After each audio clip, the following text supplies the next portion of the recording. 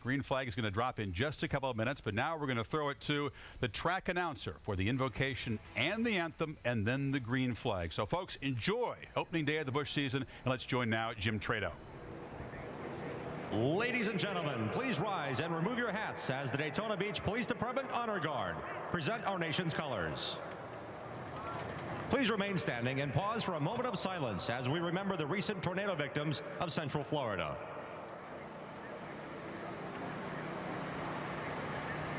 Please welcome Father Philip E. Gito of Our Lady of Lourdes Catholic Church as he delivers today's invocation. Gracious God, as we come together for this race, we ask you to bless these drivers, their families, friends, and all who have traveled here for this event. Keep them safe from injury and harm, instill in them respect for each other, and reward them for their perseverance. We ask you to comfort those who are recovering from the recent tornadoes in Central Florida and all who are affected by the severe winter weather throughout our country. Let us be ever mindful of all who are serving our country and our freedom. Keep them safe from harm and injury as we strive toward peace and justice in our world. As we journey through life, let us all win the race of faith and enjoy the rewards of your kingdom, where you live and reign forever and ever. Amen and shalom. Ladies and gentlemen, please welcome Kelly Pickler as she performs our national anthem.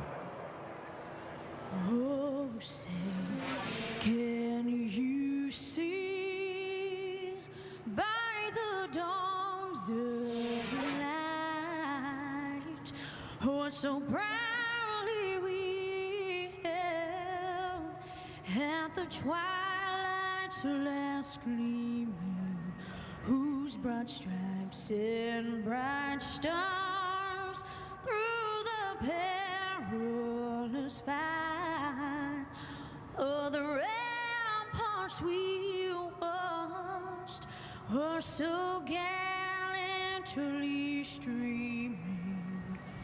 And the rockets regular, the bombs bursting in air, gave proof through the night that our flag was still there. And oh, say does that star-spangled banner yet wave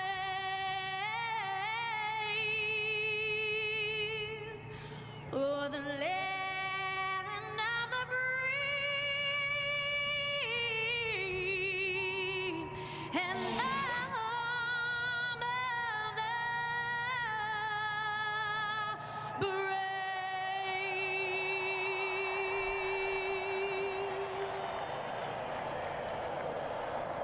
The F-18s out of Fort Worth. Let's hear it, race fans. And very soon, the roar of the F-18s will be replaced by the roar of the engines. Jerry, Rusty, and Andy will take you through the season opening Busch Daytona 300 live right after this. Time to win it again. Got the car today. We are about ready to go racing in high definition on ESPN2, presented by Vizio. Welcome back, everybody. I'm Brent Musburger. 43 cars ready to take the green flag. All week we've had controversy. Folks, it is time to go racing. Let's go upstairs now to Jerry Punch. Jerry? Well, Brendan, no other major league sport does the season begin with the biggest event of the year. The Super Bowl is always the final event, but here in the NASCAR Busch Series, the richest and most prestigious race of the year is the season opener at Daytona. And over half of the drivers in today's race will also compete in tomorrow's Daytona 500. It is truly a day that can launch careers or end them. And Rusty Wallace, these restrictor plate races truly are unpredictable and wild. 43 cars inches apart at almost 190 miles per hour.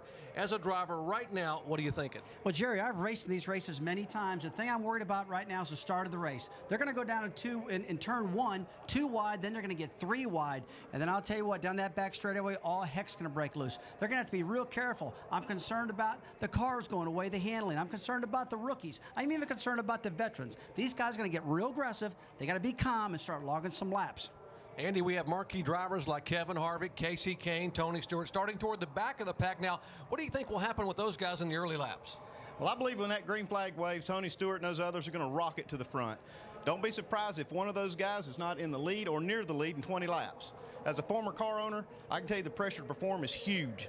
This first race is a Super Bowl for these Busch Series teams, and your season can be made or broken today.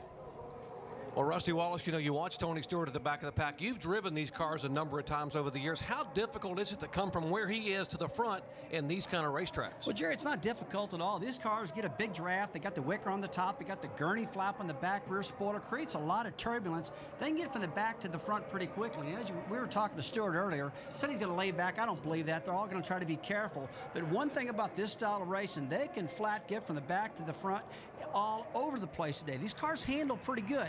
But with this right side tire they've been complaining about, it's a durable tire, no doubt about that. But it does get slick about 15 laps in a race, and they got to be a little careful with that one. I think Tony Stewart will have all the patience of a Rusty Wallace when they wave the green flag. 43 of NASCAR's finest. It is the most talented and diverse series field in NASCAR Busch Series history. As we get ready to start, it is time to go down for the words we've all been waiting for. The command to start. Let's go trackside.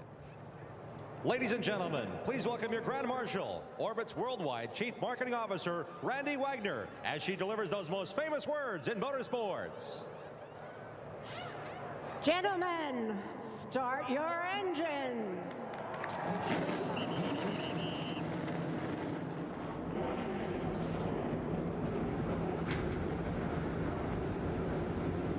Well, as this field of 43 cars now roars to life, we are just moments away from the start of the season-opening NASCAR Busch Series Orbitz 300.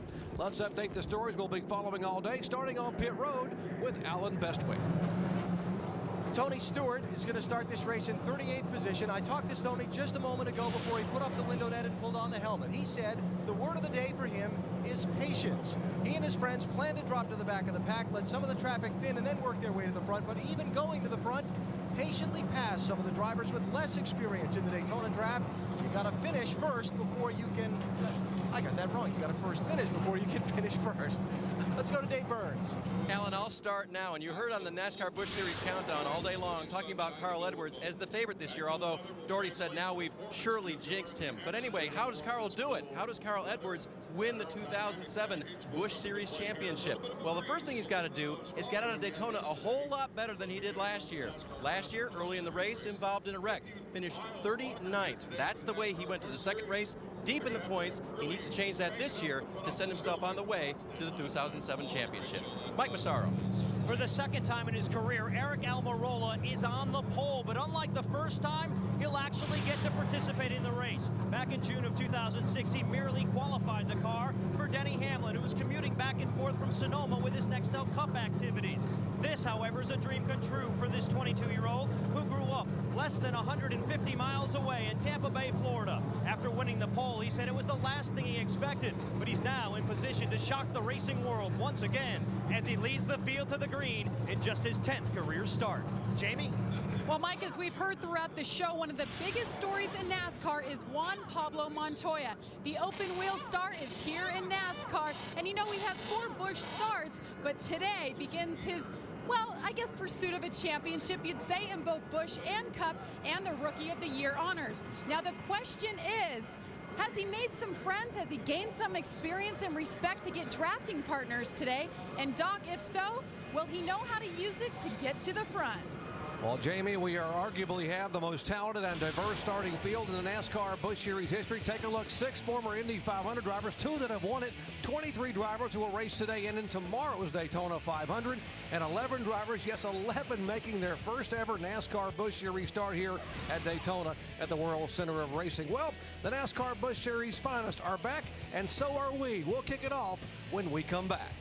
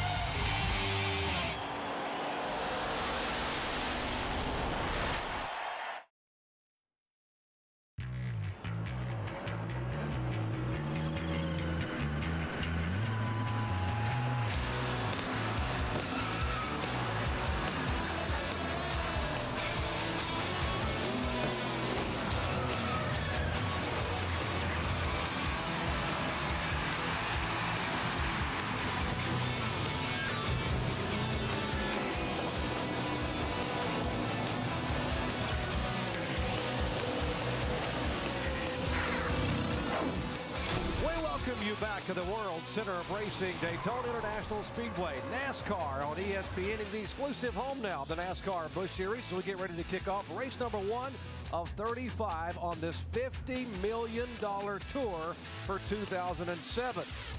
You want to know who qualified where? How about a 22-year-old driver from just across the state in Tampa, Florida, Eric Almirola? How about his dream coming true? First time ever racing in a NASCAR Busch Series event. He will lead him down at Daytona. Now, as you look at our starting grid, you've heard of reporters in the studio, reporters in the pits. How about a reporter in the car? Yes, we're going to have Carl Edwards join us today. Carl Edwards, Rusty Wallace, ESPN. You got us? Got you, Rusty. All right, Carl, you got a good starting position. We're going to be following along with you all day long. A lot of problems off of turn 2 in practice. What are you expecting today in this race? Yeah, I think you might have said it right there. You know, we got a little bit of wind right here coming off turn 2 to our left side. It's going to kind of blow the cars over there, but I think it's going to be a good race. I think it'll be a big pack of cars, and I think the guys, just like last night, the guys that work together are going to go to the front. All right, man, you hold a pretty wheel out there. We'll be following you. Man, glad to be part of the team. Have a good broadcast up there, guys. Hey, PK, this is Andy Petrie up in the booth. Hey, Andy, how you doing? I'm doing pretty good. You got your pit crew guys down there. They hadn't been on pit road and all winter long, a few months. You got all the cobwebs out? Actually, we do. They had a little practice, did some stuff for some of the guys last Sunday, so we're good to go. I know Carl's counting on you down there, PK. 10-4, we're going to take care of them. All right, guys, Pierre Cattell on the pit box. Carl Edwards in the car. Two extra commentators joining us today here at Daytona for the season opening NASCAR Busch Series event. And onboard cameras, yes, you're going to have 8 onboard cameras and all in high definition for the first time ever. You're going to be able to see everything on and off the racetrack. You can actually count the poles and the fences they go by. That's how good the pictures are here in high definition. And we're going to have all different varieties of cars. Mike Wallace in the Geico Chevrolet. And of course, Mike is a 3-time winner here at Daytona in 3 different series: ARCA, NASCAR Craftsman Trucks, and in 2004 in the Busch car, starting back in 32nd position. How about the reigning Indy 500 winner, a rookie here in NASCAR Busch Series competition? That is Sam Hornish Jr. driving the mobile Ford for Roger Penske Racing. Sam had that fabulous finish passing Marco Andretti in the last lap at Indianapolis. The freecreditreport.com entry for David Gilliland in the car number 25. He is the pole sitter for tomorrow's Daytona 500. 30-year-old driver from Riverside, California. He understands what it's like to have to beat the competition. He's on the golf team with Tiger Woods in high school. How about this guy, reigning one of the series champions, Greg Biffle, in the Oreo Ford, starting back in 9th spot. You'll be able to ride along with Greg. He will be driving this car and a couple others of the 6. And how about Mark Martin, the winningest driver in NASCAR Busch Series history, 47 career wins, back with Jack Roush for at least 2 races this year, this one and at Texas Motor Speedway. He starts up in 8th position. And the 99 car, that is the Aaron's Toyota of David Rudeman, starting back in 21st, a car owned by Michael Waltrip. One of 4 Toyotas in the field today. In fact, there's a Toyota on the front row. And a 33. Here's the guy we're going to watch all the way from the back of the pack. In fact, he's starting almost close to Jacksonville. Tony Stewart won this race a year ago from 16th starting spot, won it 2 years ago from 14th. But guys, he's way back in 38th spot in the Old Spice Chevrolet. And Andy, what do we watch for here early on in this one? Well, I think it's get them to the front. You got to get up there clean without tearing your car up. You got Tony Stewart and Kevin Harvick, defending race champion and the defending series champion, and getting a handle on it. We just talked about how these cars are handling different, and not having the car too loose or too tight. That's very important. And finding a date for the dance. You got to find the car that makes your car work good with somebody else. I mean, you got to find a partner that makes your car go to the front, and they'll be searching for that during the race. All right, Rusty Wallace, the field in tow. The field in tow behind the pace car. Over 120,000 diehard NASCAR stock car fans are on their feet. They have been waiting. We have been waiting. Boy, have we been waiting for this moment as the cars come off of turn 4 and the pace car will take that hard left-hand turn. A 22-year-old will lead him down. a Toyota beside him with Jason Leffler. 2 Indy 500 winners in the field. 7 former Daytona winners. Who will it be? We'll let you know in 300 miles. Fans are on their feet as the cars come down to the green flag. And the 2007 NASCAR Busch Series season is underway.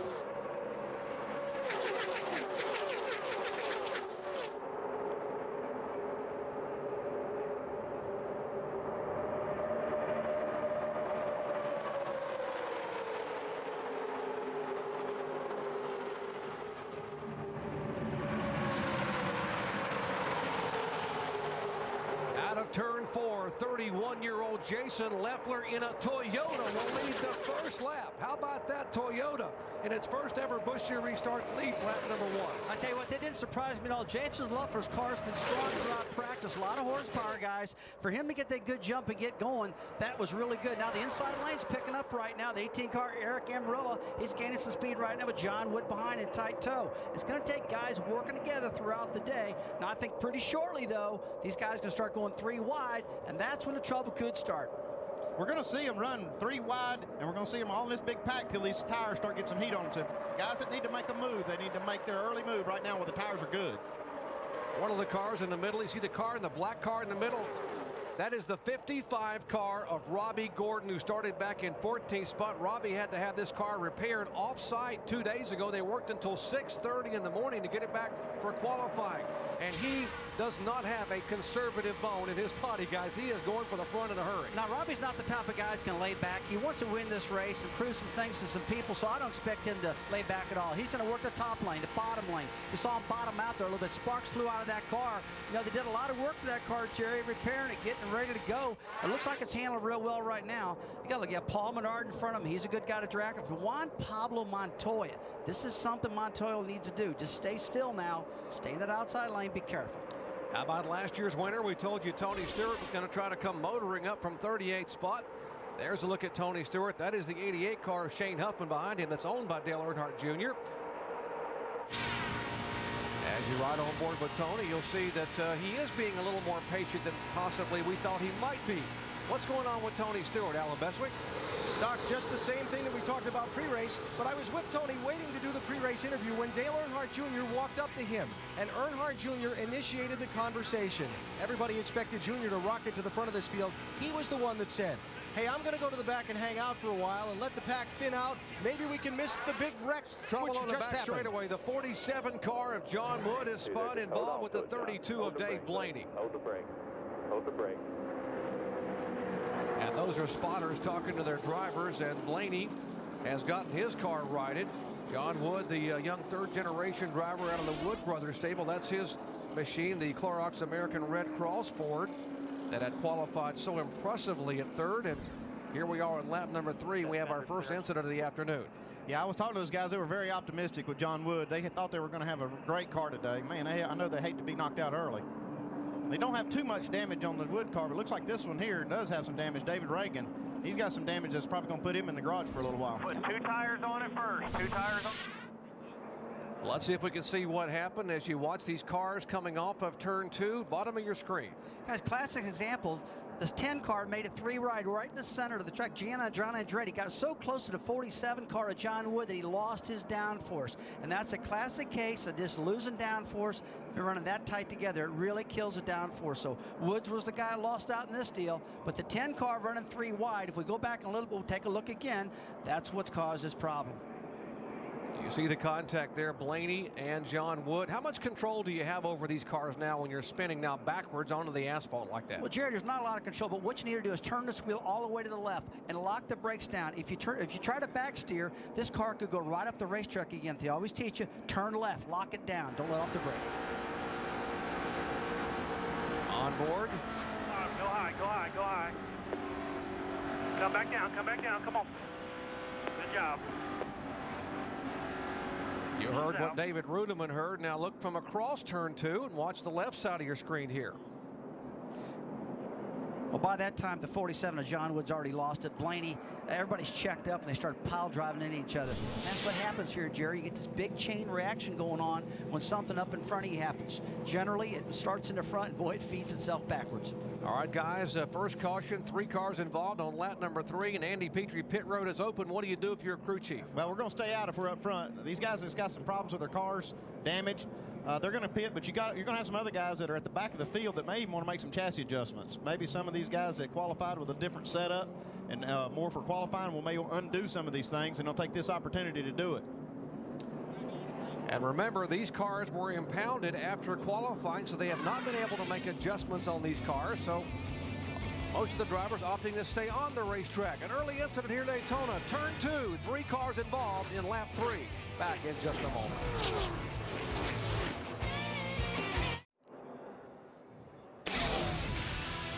ESPN's presentation of the NASCAR Busch Series at Daytona is being brought to you by DirecTV. There's good TV, there's better TV, and then there's DirecTV.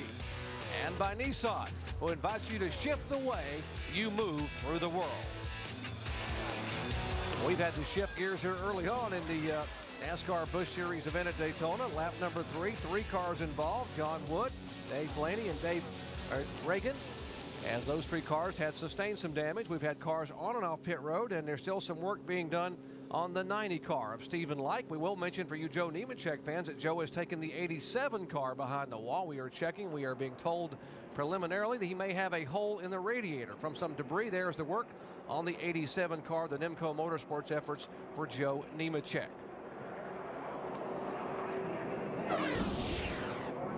Jerry, it looks like the 90 car, Stephen Light's going to go a lap down, but he will be the first guy that can probably get that lap back with the free pass. All right, getting set for the restart. Martin Truex will lead him down. How about Juan Pablo Montoya from 16th starting spot? He is all the way. Flag.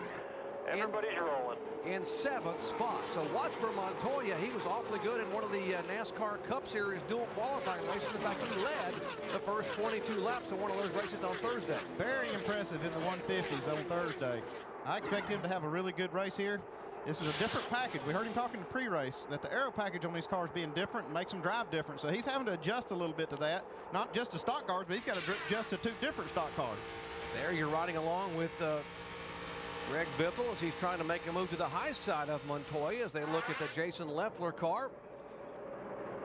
A little bit of a sandwich there with Mark Martin, the 06, the 5 car that is Kyle Busch, the 60. That's our in-car reporter, Carl Edwards. And boy, Mark Martin went very high, Rusty. Jerry, I just started to say, I like these single file restarts because it's going to calm them down. But as soon as they started off, and they went 2 wide, 3 wide, went right back at it again. So, you know, these guys aren't too patient. Mark Truex on the outside of the racetrack looks like he got hung out a little bit, but he's getting it back going. The Toyota of, you know, Leffler, he's been strong throughout the day, so that's a good guy to draft with. Now, I noticed there are a lot of guys way in the back of the pack just hanging out. I know you're not seeing it right now at home, fans, but they're just kind of staying patient. One of them, Tony Stewart. Well, get accustomed to seeing this 60 car at or near the head of the field because Carl Edwards is a man on a mission this year, and he is absolutely saying, I am going to win this NASCAR Busch Series championship. And with more on Carl Edwards, let's check in with Dave Burns. And Doc, they've been very comfortable all spring long. I guess if you can call this spring, it's still winter down here according to the temperature gauge. But during the test, they were very comfortable with the race car. 95 laps of testing they got down here. In fact, Wednesday during practice, they quit practice early. They were so confident with this race car, and Carl has taken it to the front.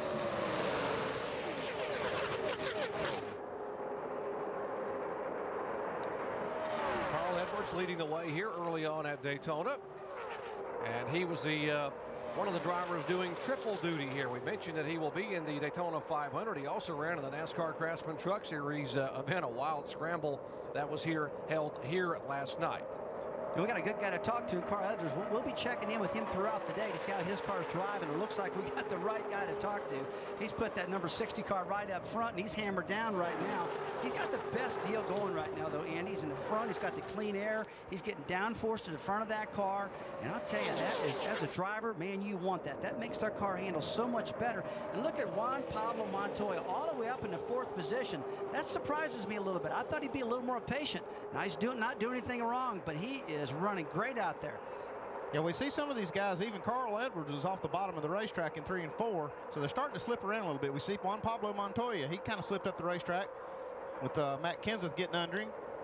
But Montoya, remember, started back in 16th. He was battling for 5th spot. He continues that ascent toward the front. He and Mark Martin couldn't have a better guy to ride with, the most experienced driver in all of Busch Series competition, as they battle for the 5th spot. There's the 06 of Martin. And Montoya, boy, look at the power. He comes roaring back on the high side. You really get a big run off these corners, Jerry. You get a lot of momentum built up, and now it's got Biffle coming up behind him to help him draft.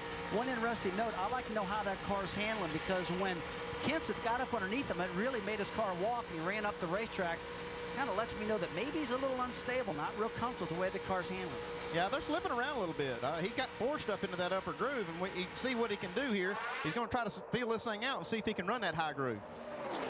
And Kyle Busch was testing that high groove. I don't think he did it voluntarily, though, a moment ago. He went all the way up across the racetrack. Andy, you were in the garage this morning talking to crew chiefs. There was a lot of concern about how long these guys can hang on with that hard right side tire. Yeah, that hard right side tire has really thrown them a little bit of a curve as far as the handling goes. And they're all, so you see that 15 wiggle getting in the corner right there. I'll tell you, this tire is not easy for these guys. This is typically a racetrack where you can run flat out with the throttle right on the mat. But, man, when they start sliding around like this, you can't hold it on the mat. Well, Andy, if you see a car going to turn 1 right on the wall, and he can come off at turn 2 right on the wall, that's indicative you got a pretty good handling car. Now, if you got a tight car, you're losing a friend, you're going to start off going into 1. Try to hold a lower lane, because that thing's going to drift out from underneath you coming off at turn 2. Speaking of drifting, the 5 car starting to do a little bit of drifting up the racetrack. What's going on, Mike Massaro? Well, Doc, the key word for Kyle Busch today, patience. I spoke with Mike Bumgarner, who's listed as their crew chief, although Alan Gustafson, his primary crew chief on the Cup Series, is calling the shots. But Bumgarner told me this morning that he was going to remind his young driver of one thing, patience. He's going to remind him that he's led a lot of laps this week in the Budweiser Shootout and the Dual 150, but he has not won yet. He thinks there's a message in that. He thinks young Kyle Busch can learn. To Dave. Mike, keep your eye on that 15 car of Paul Menard, a very disappointed Paul Menard after Thursday afternoon. He attempted to qualify for tomorrow's Daytona 500, but for the 2nd year in a row, left here without a starting position. Today is his day to shine here in the Busch race. Wow, we see that. We see Carl Edwards get really loose getting into 1, had to get out of the throttle, and that made that outside line come by him with that momentum and able to stay in the gas. Oh, he had a lot of momentum right there. And Carl, you see the rear end kicked off underneath that thing and started doing what I call the death wobble. That baby was all over the place. Now, one guy I'm really impressed with is Sam Hornish Jr. He's put that thing in the bottom of the racetrack. That car is handling good, and he's a driver that I thought had laid back a little bit. I know Penske's been real nervous about him on his first Busch start here at Daytona. But I'll tell you what, you wouldn't know this guy's a rookie here at Daytona. It looks great out there in that Mobil 1 car. You know, Sam Hornish in the 12 car, back when they were testing here, spent an entire half a day with Carl Edwards, Bill Elliott, Ward Burton, and some of the veterans out drafting, learning to draft. They took him under their wing to teach him the technique of drafting, and it's paying off. It certainly looks like he's very comfortable right now. Alan Bestwick? And Jerry, Sam Hornish does have some experience in a stock car here at Daytona. I talked with him this morning at the end of the drivers meeting. He told me that the few races he ran here in the IROC Series, the International Race of Champions, really helped teach him the draft. And he said in those cars, there was no radio, no spotter. You really had to learn how to watch the sides of your car and who was coming up inside of you. He thought those lessons would be invaluable today in this race. Well, they certainly are paying off now for the reigning Indy 500 winner, running awfully well. They are chasing, though, the 5 car. That is the Hendrick Motorsports efforts of 21-year-old Las Vegas, Nevada driver Kyle Busch, who said, you know what, I just may run for the championship if I start well. Back in a moment.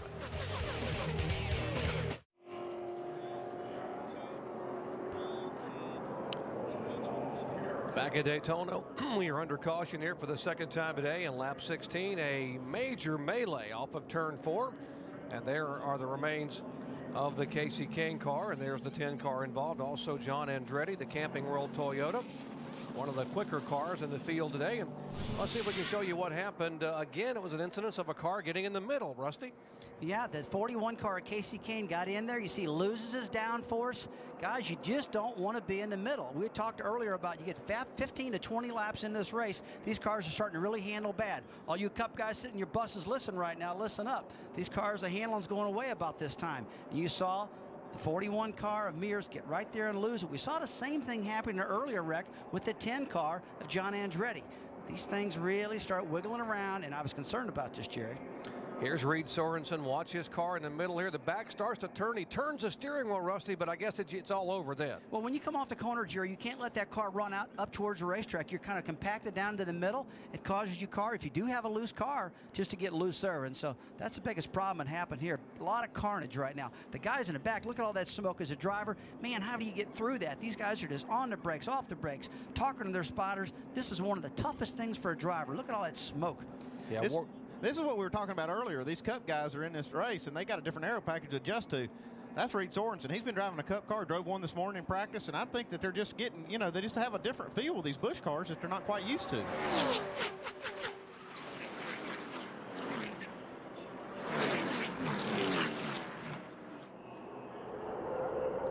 All right, here the cars come off turn 4. That's the miles per hour for Reed Sorensen. You see suddenly the car just goes sideways, and watch the speed just drop off.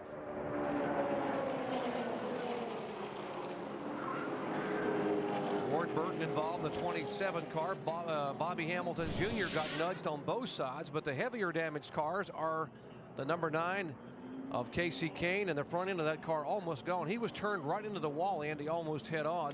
Here's the 10 car.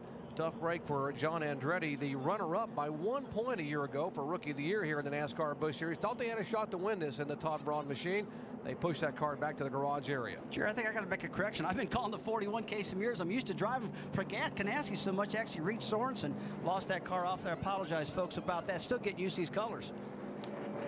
Here's the 47 of John Wood. I guess, yes, he is the third generation of the famous Wood brothers. His grandfather is Glenn Wood, Dad Eddie Wood. John will be driving all year in this series after qualifying so well to start this race back in 3rd spot. Onboard camera shot. We're taking right along with David Rudeman. 3 wide, got one in the middle. 3 wide, still 3 wide. Unspin it, go bottom, go low, go low, go low. Come on, come on. All the way down pit lane. All right, start backing it down, start backing it down. Job, back your speed down as you go down through there. All right, how about riding along with Sam Hornish, who was up in the middle of the racetrack when this all broke loose. Speed in front of you. Just keep coming straight. You couldn't do nothing about it. You're right in the middle of it.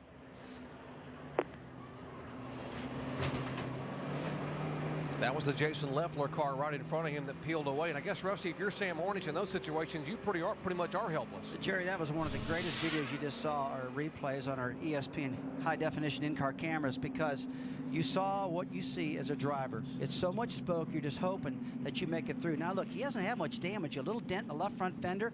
Evidently, the front of that car is braced up pretty good, so he's going to be just fine. But I'll tell you what, that is exactly what you see as a driver. Well, totally out of control. It's amazing.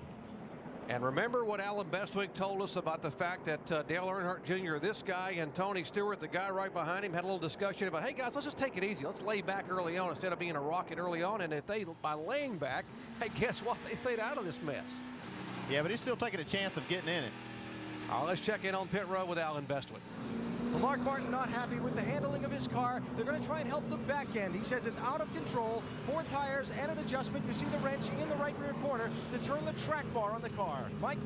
Kyle Busch has looked pretty strong, but he's complaining the car's just a little bit tight. He's asking to have a round of wedge removed to free him up a little bit. Also, 4 tires and few of these away. Jamie. Juan Pablo Montoya have been complaining about his car feeling tight since lap 4. They're letting some air pressure out. They're putting double rubbers in, and they're lowering that right rear track bar to see if that'll help. Dave. Carl Edwards gives up 2nd place to come down pit road. His car just a little bit difficult to turn. They will reduce the air pressure in both left side tires. They changed 4. Jerry? All right, thank you very much. Great pit work as always. And guys, you hear these different drivers saying we're tight, but there are differing philosophies. The 5 cars said we took a wedge out. Someone else said we're going to check out air pressure and put double rubbers in. We'll have our expert analyst explain what all that's about when we come back to Daytona in just a moment.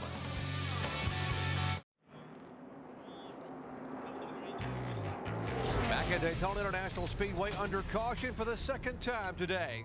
A half a dozen cars involved in a melee off of turn 4 on lap 16. The 3 most heavily damaged, John Andretti, Casey Kane, and Jamie McMurray. All the leaders have been on and off pit road, as Kyle Busch will find his way back to the front of the field right behind the pace car. And our in-race reporter, Carl Edwards, is right behind him, along with Paul Menard and the veteran Mark Martin.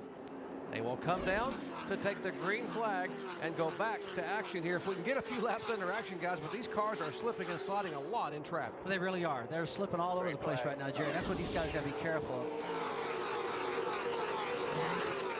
The 488.27 are being called back to pit road for speeding.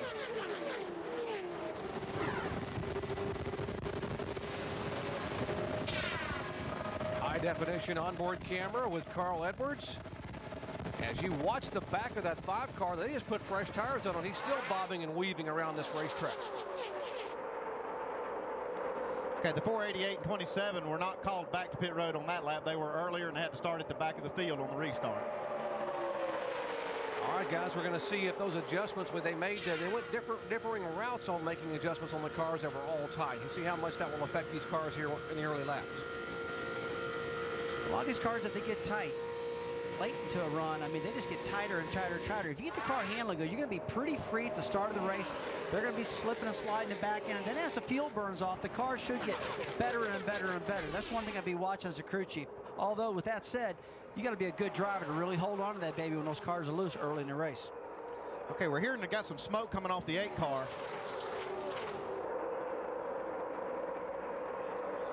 NASCAR's checking him out. We're looking at it. I don't see any smoke.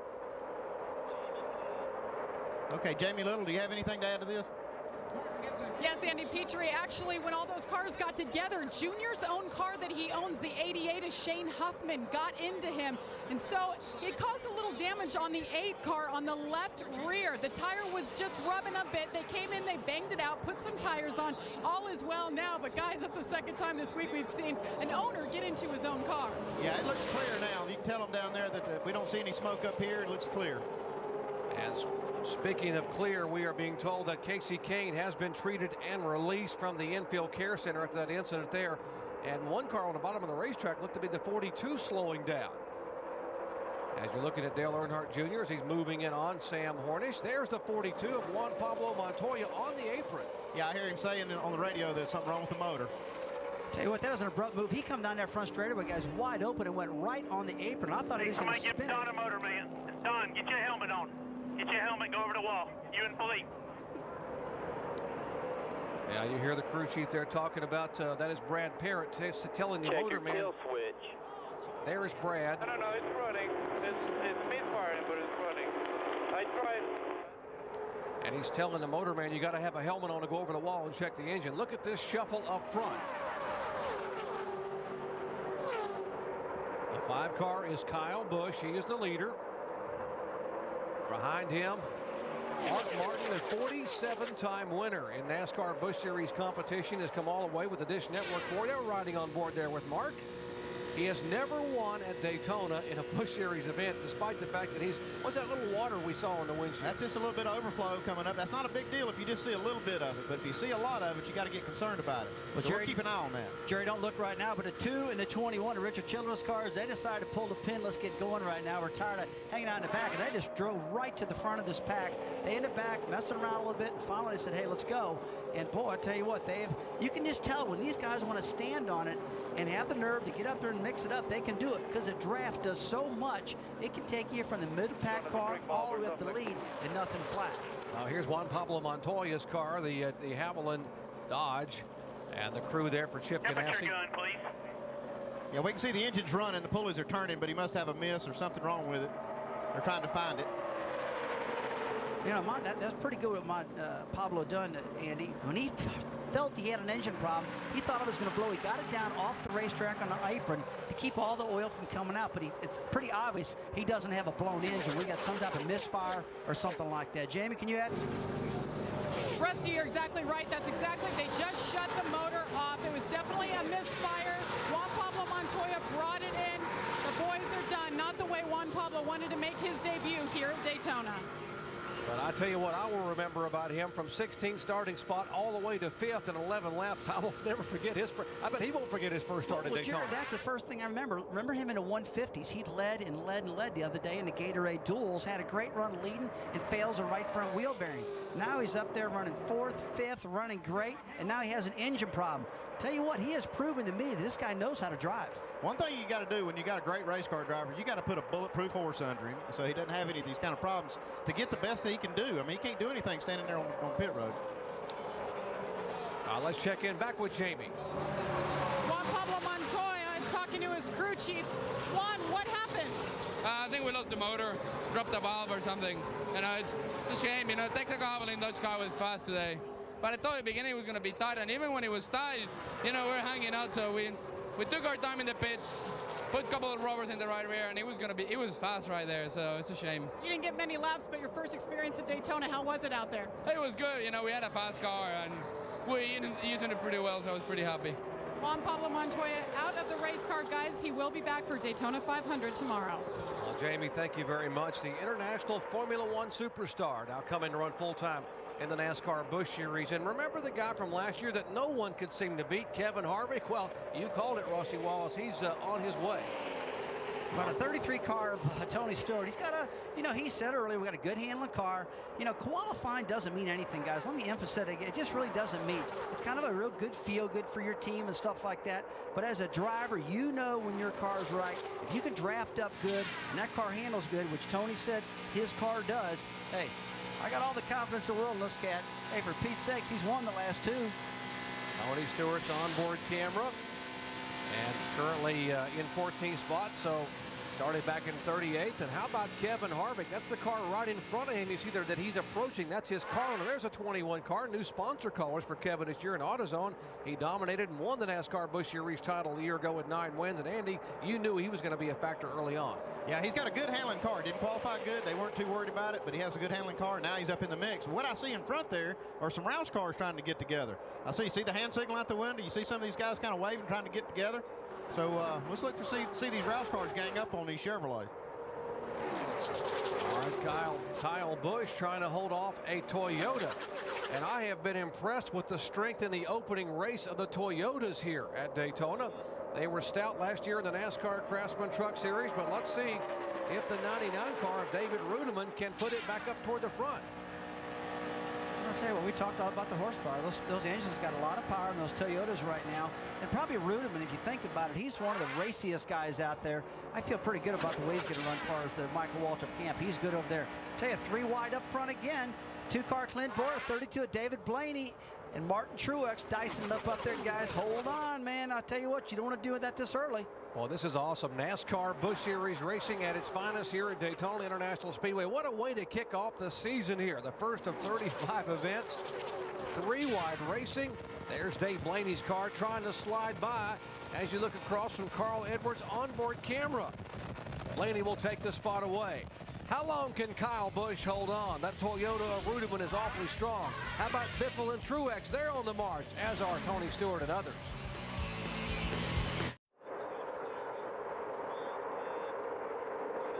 Back at Daytona International Speedway, these beautiful aerial shots of this massive 490-acre complex brought to you courtesy of the folks at Goodyear. Goodyear tires featuring triple tread technology. Well, the race starting to unfold a little bit, and we will rejoin our guys down in the countdown trailer, Chris Fowler and company. And Chris, this one's been pretty exciting from the get-go. Jerry, it sure has. Pit road behind us has been very busy. We got our crew chief extraordinaire emeritus, Mr. Tim Brewer, and Brad Doherty. You guys, Brad early said this is going to be gnarly racing. Lap 3, our first collision. Yeah, I kind of thought they would get together early just because of the inexperience and the hard right side tire. And they're starting to sort out right now, but they will bunch back up eventually, and I think we're going to see some more cautions. Tell you what, Kyle Busch, he's doing a phenomenal job right now. Just his situation as far as learning curve, he's attributed to this series from the Cup Series, and then come back over here. Kid's going to be dominant over here, looks like to me. All right, Jerry, let's see if these guys, speaking of learning curves, have learned from the early mishaps. Back to you guys. All right, thank you very much, Chris. As you take a look at Kyle Busch and Martin Truex, one car to keep an eye on just coming into your screen there. Dropping back a little bit is the 8 car. That is Dale Earnhardt Jr. On the restart after pitting, he was 27. Now he was being shown all the way up in the top 8 as he falls back in behind Mike Wallace. For more on Earnhardt, let's check in with Jamie Little. Well, Well, Doc, I talked to Dale right before he got in the car, and I asked him what his strategy is here for drafting, and he said something that was kind of surprising to me. He said, you know what, there's so many rookies in this field, I'm just going to sit back. I'm going to go toward the back, wait for something to happen up ahead, and then I will forge to the front. That's exactly what he did. After that big crash we saw, Earnhardt is on the move right now, guys. He's P13. Alan. And trouble for one of those rookies in this race. Indy 500 champion Sam Hornish has hit the wall. He has right front tire rub. He had to come in. They've had a problem on the pit stop. Just taking their time on the pit stop, really trying to fix that right front damage and get the fender away from the tire. So another stock car lesson for the Indy champ here today. All right, here's what happened to Sam Hornish, top of your screen. You know, it's just a classic case of losing the front end up off the corner. We talked about how treacherous turn 2 was, guys. You just lose the front end. When you get a tight car, you got to start at the bottom of the track and let that front end come up the hill. Whether it's turn 2 or whether it's turn 4, it doesn't make a difference. Let's hold and watch this. Up off the turn 2, bam in the wall. Andy, I tell you, as a driver, you're turning that wheel, you're losing that front end. It almost feels like you're on ice when that happens. Some of these pictures I've been seeing look like Darlington. These guys have been running, some of them been running right up next to the wall, lap after lap, and I kind of expected this to happen. I saw one of the leaders actually just look, I thought they grazed the wall, but maybe not, but they're running right up next to the wall.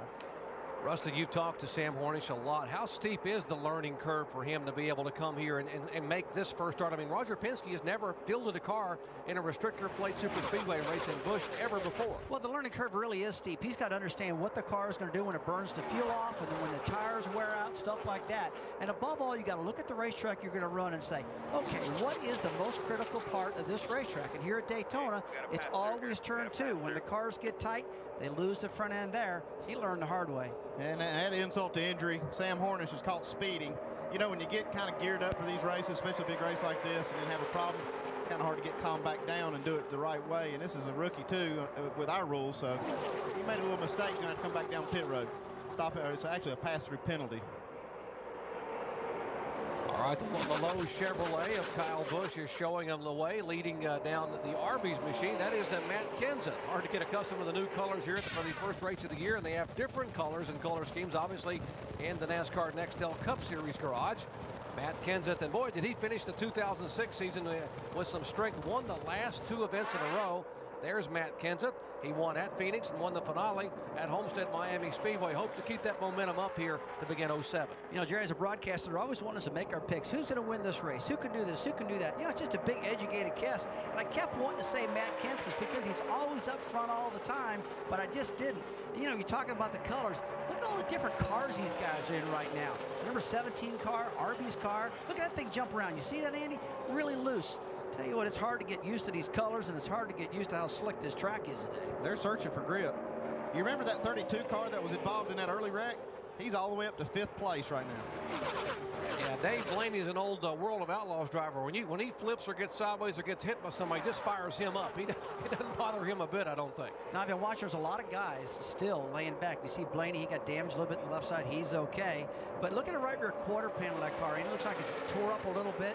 Dave, you got more about him? What's going on with that car? Yeah, Rusty, he was involved in that first caution period. They fixed a little damage on the car, and the last time he came down pit road, Dave didn't want any changes to the car. They just changed 4 tires, no chassis adjustments. They had fixed the damage already, and the 32 is still very fast here at Daytona. I'm not sure that wouldn't be an advantage having that rear bumper flap like that. Some of the tricks we've tried in the wind tunnel, stranger things have worked better. Well, we've known from being in the wind tunnel, Andy, if you take that rear bumper off that car, it's definitely going to run faster. So they're probably hoping that it's going to break loose and open up. It's like a big flap in the back, folks. It kind of sticks down in the air. That air is coming underneath the car. It's getting caught on the rear bumper, and it's not an advantage. But when that thing breaks loose, that air comes out, and that car actually takes off. In fact, I wouldn't be surprised if NASCAR said, hey, if that thing's flopping a little bit, tape it back down, because it can be an advantage. And it's sure not hurting him right now. Now look at the lane the 32 car runs as far as the groove he runs compared to the guys up front, the 5 and the 17. They go in the corners, and it looks like Blaney just hugs that yellow line. Let's see if he comes all the way down. Here he comes again. Jerry, a lot of times if they can get down, the left front wheel is the most dominant portion of a car. Now, you might think, race fans, that when you get in a corner, the right front wheel is the most important one, but as a driver, you want to get down there, you want to feel that left front wheel pull that car around the track. You don't want to have the right front pushing it around. So anyway, he's getting down, getting that grip in the bottom of the racetrack, flat putting that thing around the center, because right now, a lot of them are out of the throttle. They're pedaling it, I call it, in and out of the throttle because the track is so slick. And Andy, what we're seeing happen right now with these cars lined up single file and moving by others, it's classic drafting Daytona style. Yeah, they'd probably rather run on the bottom of the track, but being as that we're having to slip up and run high, they're all running together. They want to run nose to tail, because when they run nose to tail, it reduces the drag. You see these two cars right here running side by side. You see our blue car coming into the picture. And when they move right up behind the other car, it reduces that air, goes over that rear spoiler and reduces the drag, and these cars can just motor right on by that inside car. You ever get up behind a semi on the interstate and realize how easy it is just to sit there? You can actually back out of your own gas pedal and save gas if you want to do, because the semi is punching the hole in the wind. You sit there and ride. And that same thing happens out here today. These guys will get up in that draft and they'll pedal out of the throttle a little bit, and that's the way they save fuel a lot of times. On board with Carl Edwards as he's looking at the back of the 17 car. Edwards back in third position.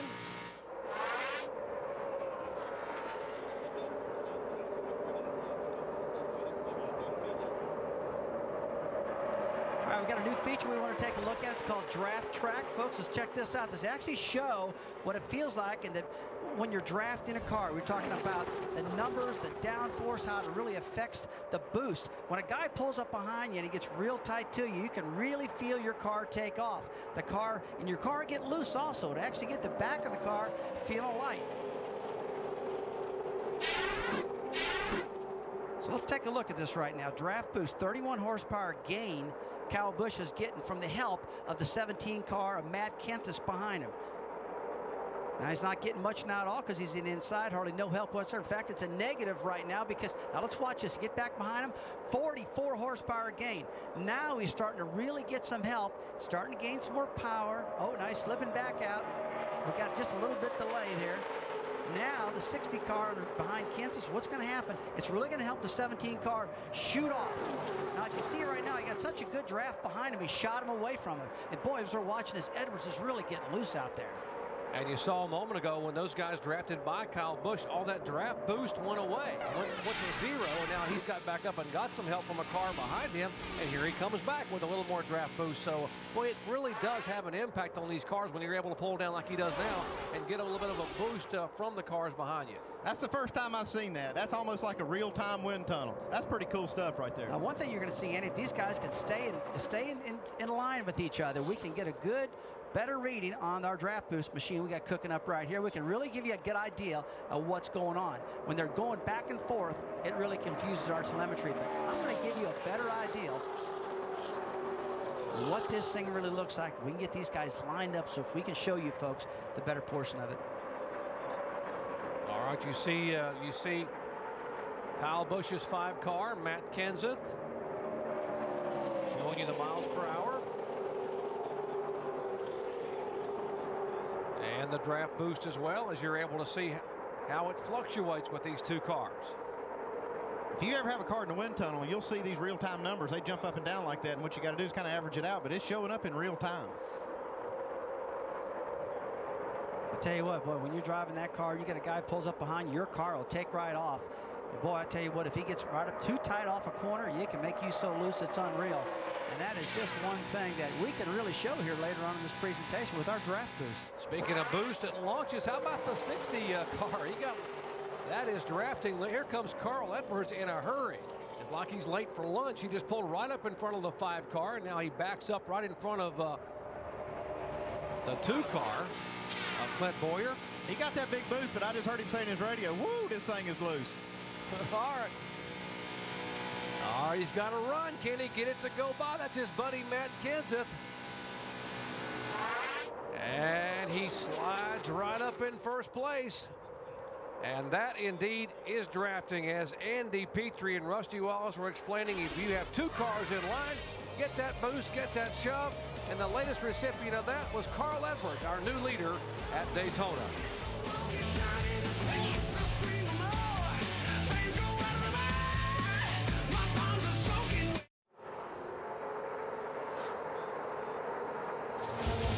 Back live at Daytona International Speedway, the season opening Busch race, 69 laps to go of 120. Get you to our Holiday Inn race rundown. On the pole was Eric Almirola, a Tampa native.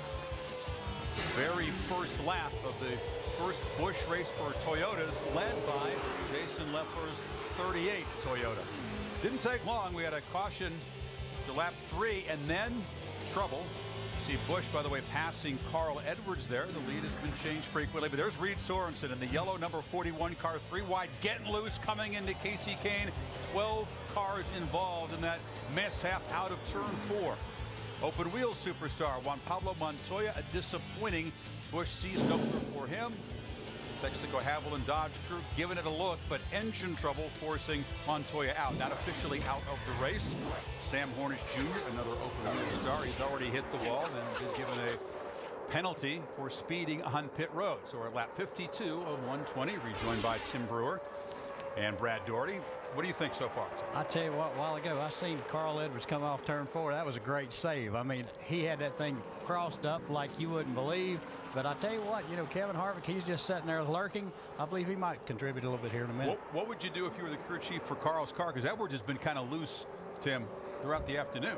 Tell you what, you got to tighten that thing up. You know, if you can't keep that foot wide open in the gas all the way through that corner, you know, you get loose. The guy, he's hustling it all he can right now, but you got to tighten that thing up, get him back down the bottom of the racetrack where he can really lean on it. It's been really impressive at watching Kyle Busch. I mean, he ran high for about 20 laps, just high around the rim of the racetrack and kept the lead. Now he's brought the race car down to the bottom of the track, and he's very good there. It's the Carl Edwards and Kyle Busch show right now.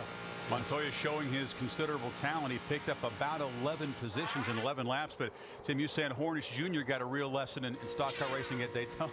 I tell you what, you know, those guys, they come in here, they run, they learn, and they'll be back and they'll be better. All right, Jerry, back to you guys up top. All right, thank you very much, Chris, as you ride along now with Mark Martin, and you take a look at Mark Martin right behind Dale Earnhardt Jr. in the 8 car. We're getting close to having some green flag stops. We should be just 5 or 10 laps away. We might update you, Joe Nemechek fans. Joe Nemechek came out of the garage here after being involved in an early incident, had some debris in the radiator, came back out and was black flagged because they thought there was some oil coming out of the car. He had to come back on pit road, and you just saw the highlights early on. Juan Pablo Montoya, by the way, the word was that he had an engine problem, possibly a broken valve in that 42 car. And here's the 66 car, and there were very high hopes for this one today for Steve Wallace, second-generation driver. After this car was very fast in practice all week long. And Dave, what's the problem? Yeah, Jerry, of course, he had a couple of spins during practice this week, too. Did make it to the grid with a good race car, but he had some damage from one of the accidents early on. They were on pit road, changed 4 tires, thinking they had pulled the damage out on the right rear. Came back a few laps later to change the right sides again, and now they believe they have all that right rear damage pulled away from the tire enough so it doesn't shred another one, but Stephen has gone lap down. And Dave, he was involved in that incident where 12 cars were sliding together. I think the 88 car is the one that got him in the side, and they have had to continue to work to get that car back together. Looks like we had one car just barely contact the wall coming off turn 2. There's a look at Steve Wallace, 19 years old. And last year he had, I think, 4 wins in 7 ARCA series starts, and now following in his father's footsteps here, running the full year for the NASCAR Busch Series Rookie of the Year option and championship. Alan, Tony Stewart looks way out of control out there. His car's slowing, but what are you hearing about him out there, Alan? Way out of control, Rusty. That's pretty good. Yeah, his car is sliding all over the racetrack. Tony says he cannot keep his foot on the floor through the corners. He's just about lost the draft and has fallen way back, but no panic in this pit yet. Remember that last year Tony Stewart needed a lot of adjustments and ran up late in the race and took the lead and won. They're not very competitive right now, but they've got time and another pit stop and maybe another 10 to 15 laps. He's just struggling to try to maintain touch with this front group. If he can do that and not lose too much ground, he can still stay with them until they can get good tires back on it. Well, Andy, I'm not really concerned about where he is in the draft right now. If he doesn't get a lap down, he'll be just fine because 4 tires are everything right now. If they get tires on these cars, they can catch a draft and really rock it back up to the front. That's what this place is all about. I mean, you saw it the other day in the 150s. A lot of cars almost got a lap down, and they were able to get that last caution and get back up. And in fact, one of them was Mike, my brother Mike Wallace, who was able to get in the 500 by about 1 foot by putting 4 tires on, and he was on the verge of going lap down when that happened. Well, one of the worst things that could happen to him is if he got caught out there all by himself with no drafting help. Right now, he's got a couple cars, and he's kind of just barely maintaining touch with these other guys, so he's okay right now. But if he loses any more ground, he'll be running by himself. Oh, let's ride along with Tony here and watch his hands in the car, and you can tell a lot about what he's doing and how bad the car is handling by how much he's having to jerk that wheel back and forth. And it looks like he's at Darlington. Right now, I mean, I'm taking a hard look and see if he's really tight, losing the front end, or if he's loose, because the way he's moving his hands around right now could be a little bit of both.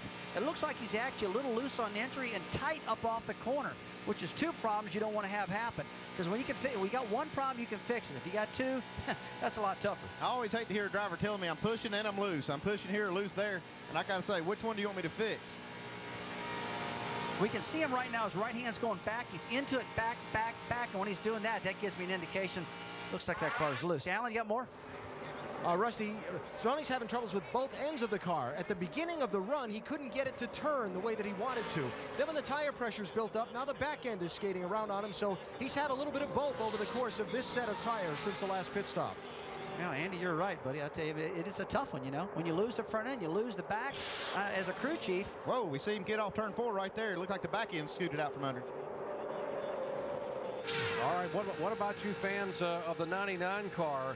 David Rudeman, the Zephyr Hills, Florida driver, and he has had his share of close calls, you might put him today. Let's take a look at the 99. And we see him coming off the corner, similar to Sam Hornish, just got up a little bit out of the groove, didn't hit the wall quite as hard as Hornish did, but he still got a little bit of damage from it. That is definitely a Darlington stripe at Daytona. Sponsors don't like that when you rub off their decals, Rusty. He should know better than that. No, you know, as a sponsor, you want to see your name go around the racetrack, and that car just got all the sponsors rubbed off the side of it. But I tell you what, if you're going to bounce off the wall, that's about as light as you want to do it. Yeah, just kissing it. Hear that ding, ding, ding? That's about it, you know. I still think that car is okay. Well, we are at the halfway point here of the season opener as you ride on board with David, and that was right behind him as you're watching his car bounce off the concrete there as we are at the halfway point. And one thing these drivers are going to love to hear on the radio is, guys, when they say in the next few laps when it's time to come on the pit road. The last time they were on pit road was around lap 20. So, and Andy, the pit window is about 50 laps or so. So sometime in the next 6 to 8 or 10 laps, we should expect these guys for routine stops. Yeah, about 50 laps is the most you can go with, and we'll be seeing them coming in here in the next 10 laps. Well, Kyle Busch started back in 10th spot, has led now 41 laps as he leads the way here. Pit stops are coming. We'll be back in just a moment.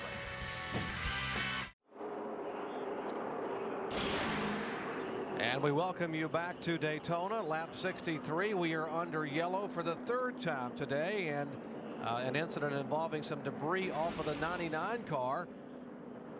We saw the 99 a moment ago just have that slight contact with the outside wall, and David Rudeman then had further issues, I guess, with a tire, and this yellow is going to be a big break for a number of drivers. Sure, he actually came off of turn 2, and he got in that wall with that front end, and that rear end came around, and you saw how hard he hit that. Andy, when we had the in-car camera off the other car behind Rudeman, you could really see, we talked about it, just barely kissed the wall, but man, from the in-car camera, he whacked it pretty hard, and we just saw him come down with the right rear tire, blew off that 99 car, and that really hurt him, but looks like he might get the free pass. Yeah, into the wall with the front end. The rear comes around. He's climbing the wall right there. And right there at that point, right rear tires what got the worst part of that one.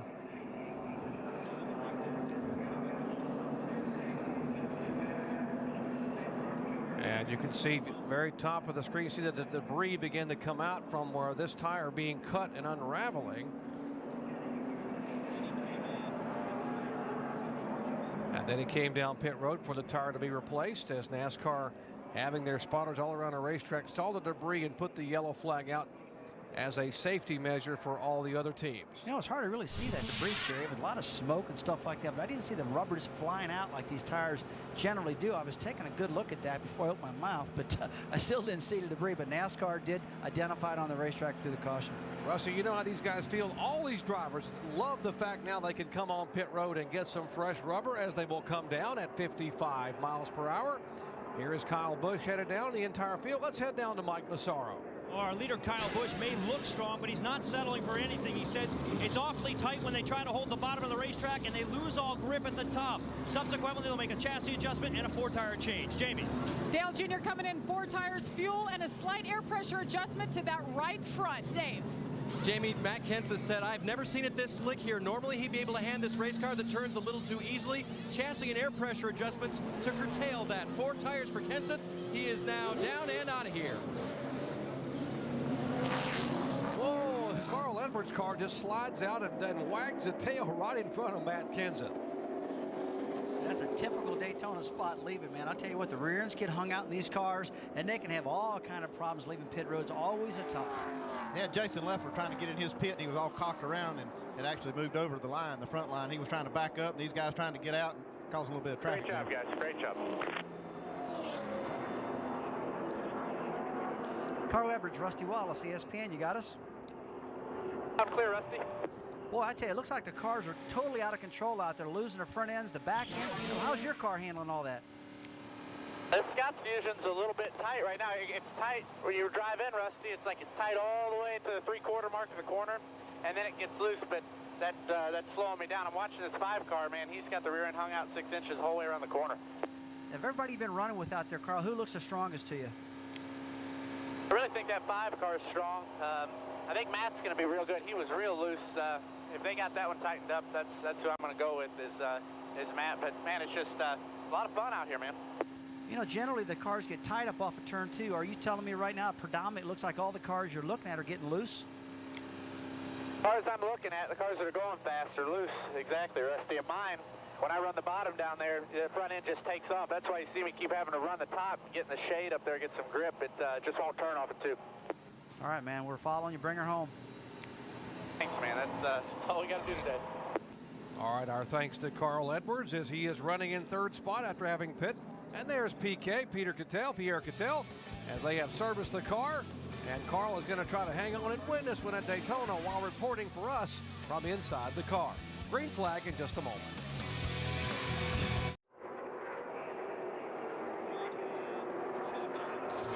We are back at Daytona International Speedway, just past the halfway point under caution here for the 3rd time today. And the caution brought out by the number 99 car of David Rudiman, the Aaron's Dream Machine Toyota. And because of a cut tire, and guess what? Because of this caution flag, the Aaron's car becomes the lucky dog, gets the lucky dog free pass. He was the first driver 1 lap down and now gets to go back on the lead lap. And he brings out the caution and gets back on the lead lap. Not so lucky here, though, as they are working on the car. And they're using some very fine tools here. Those are baseball bat, folks, and tomorrow is the first official day of spring training here for Major League Baseball, but they're breaking out the bats here in NASCAR a little bit early. And as you watch them work on this car with the baseball bats, we're going to tell you a major announcement was made, speaking of baseball, early in the week when John W. Henry, the principal owner of New England Sports Ventures, yes, he owns the Boston Red Sox at Fenway Park and Fenway Sports Group, announced that he has now purchased 50% of Roush Racing. It is now Roush Fenway Racing. So a major partnership. He had all the Roush drivers there. You had Boston Red Sox pitchers, Josh Beckett, Mike Timlin, Tim Wakefield. Wakefield, by the way, has been a NASCAR fan for many years. He grew up down here and loves NASCAR racing, so they were all there. And I think there was an agreement on possibly these guys exchanging some knuckleball instruction for some driving instruction. I'd like to go down here and talk to PK, see what he's doing to work on Carl Edwards' car. How about it, PK? You hear us up here in the booth? 10-4. Hey, we talked to Carl a while ago, and he said his car was tight in the middle and loose off, but he's watching that 5 car stroll around there, and he said he's about sideways all the way through the corner. What are you going to do to adjust your car? We'll get some air pressure out and put a wedge out, so hopefully we can get him freed up off of 2 where he was having the problems. Yeah, you think if you can get him sliding all the way through the corner, you can keep up with Kyle, huh? Yeah, if anybody can slide it all the way through the car, Carl can, that's for sure. Yeah, he was nodding his head. He heard us talking to you. Good luck out there. Thank you. That's pretty cool. You know, we're watching PK there. We're watching Carl, and Carl's shaking his head like, yeah, you're right, Yeah, you're he right. said, yeah, get it sideways. I can handle that. And how'd you like him? I was talking to him earlier. He's taking a drink of water, and he's got his right hand, and he's motioning what the car is doing. It runs up, and it gets loose, and it turns, and it gets tight. That's what's so cool about We talking thought to we these were guys. busy up here. Yeah, they're having a good time, though. You can tell that. So he's driving with one hand, using his thumb on the radio button, talking or drinking with his water bottle in the right hand, and motioning to you, telling you what the car's doing. That's pretty good. That's multitasking. It's definitely multitasking, that's for sure. But I promised if he's running 3 wide, he wouldn't be doing that. Carl Edwards joining us as an in-car reporter, as well as his crew chief, Pierre Coutel. We call him PK. You hear us use that abbreviation all the time. Just like AJ was, no one ever knew he was Anthony Joseph Foy for all those years. We are getting set to restart here. Just 52 laps to go. And to me, it looks like the 5 cars Carl Edwards told you has been the car to beat. I don't think anyone's had anything for him, but now with the adjustments, we might see. Yeah, if they get that car adjusted, I think he can run with Kyle Busch. He was sliding that thing pretty good. They were swapping the lead back and forth. Makes for good racing, but I know he wants to get his car freed up so he can go for the win at the end. Well, the guy's been working on his car all day long. It's Clint Blower. He's got the lead right now. That Richard Childress car. Richard told me this morning he didn't know what to think about that car because it tore the front fenders up in practice, but it looks like he's got it back together, and here we're going to green, Jared. All right, Clint Boyer finished 3rd in the points a year ago, but he's leading the field here in the opener for 2007. Boyer will lead him down. Kyle Busch behind him, then Carl Edwards and Matt Kenseth. Earnhardt Jr., he's 5th overall, as they head back to turn 1 and try to come up to full speed at 185 to 190 miles per hour.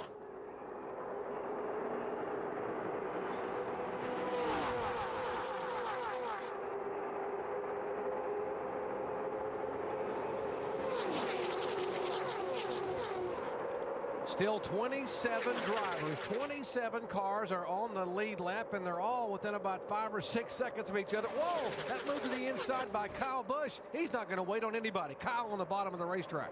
You know, he's been dominating throughout the day. He wants to stay lead. Now, I tell you, if you've been playing around back there in the back of the pack, holding on, just saving and waiting for these crashes, now it's about the time to get the throttle and get going. 51 laps to go. They've had 3 or 4 cautions to get these cars handling better, and I would say I'd get the lead out and get after it right now. There's a new guy showed up. How about Dale Jr. going to the inside? Looks like he's going for the lead. Dale Earnhardt Jr. has not led today, but he takes a run at Carl Edwards, and he has another Chevrolet in tow behind him. That is reigning series champion Kevin Harvick. They get these new tires on there. We got some new players at the front.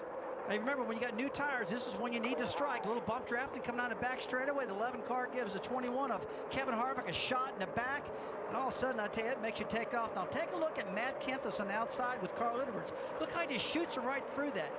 Just about the time that inside lane took off, he gets a shot in the back from Kenseth, and boy, it makes it go. Just like you saw in 150s the other day when we were watching that race from the grandstands here. Man, that draft really gets going. Yeah, we showed our little drafting animation, and we didn't have that bump draft in that animation. You can see it really gives us a big boost when they get hit from behind. Now, the reason they're looking aggressive right now, folks, is these cars got new tires. They're real aggressive driving.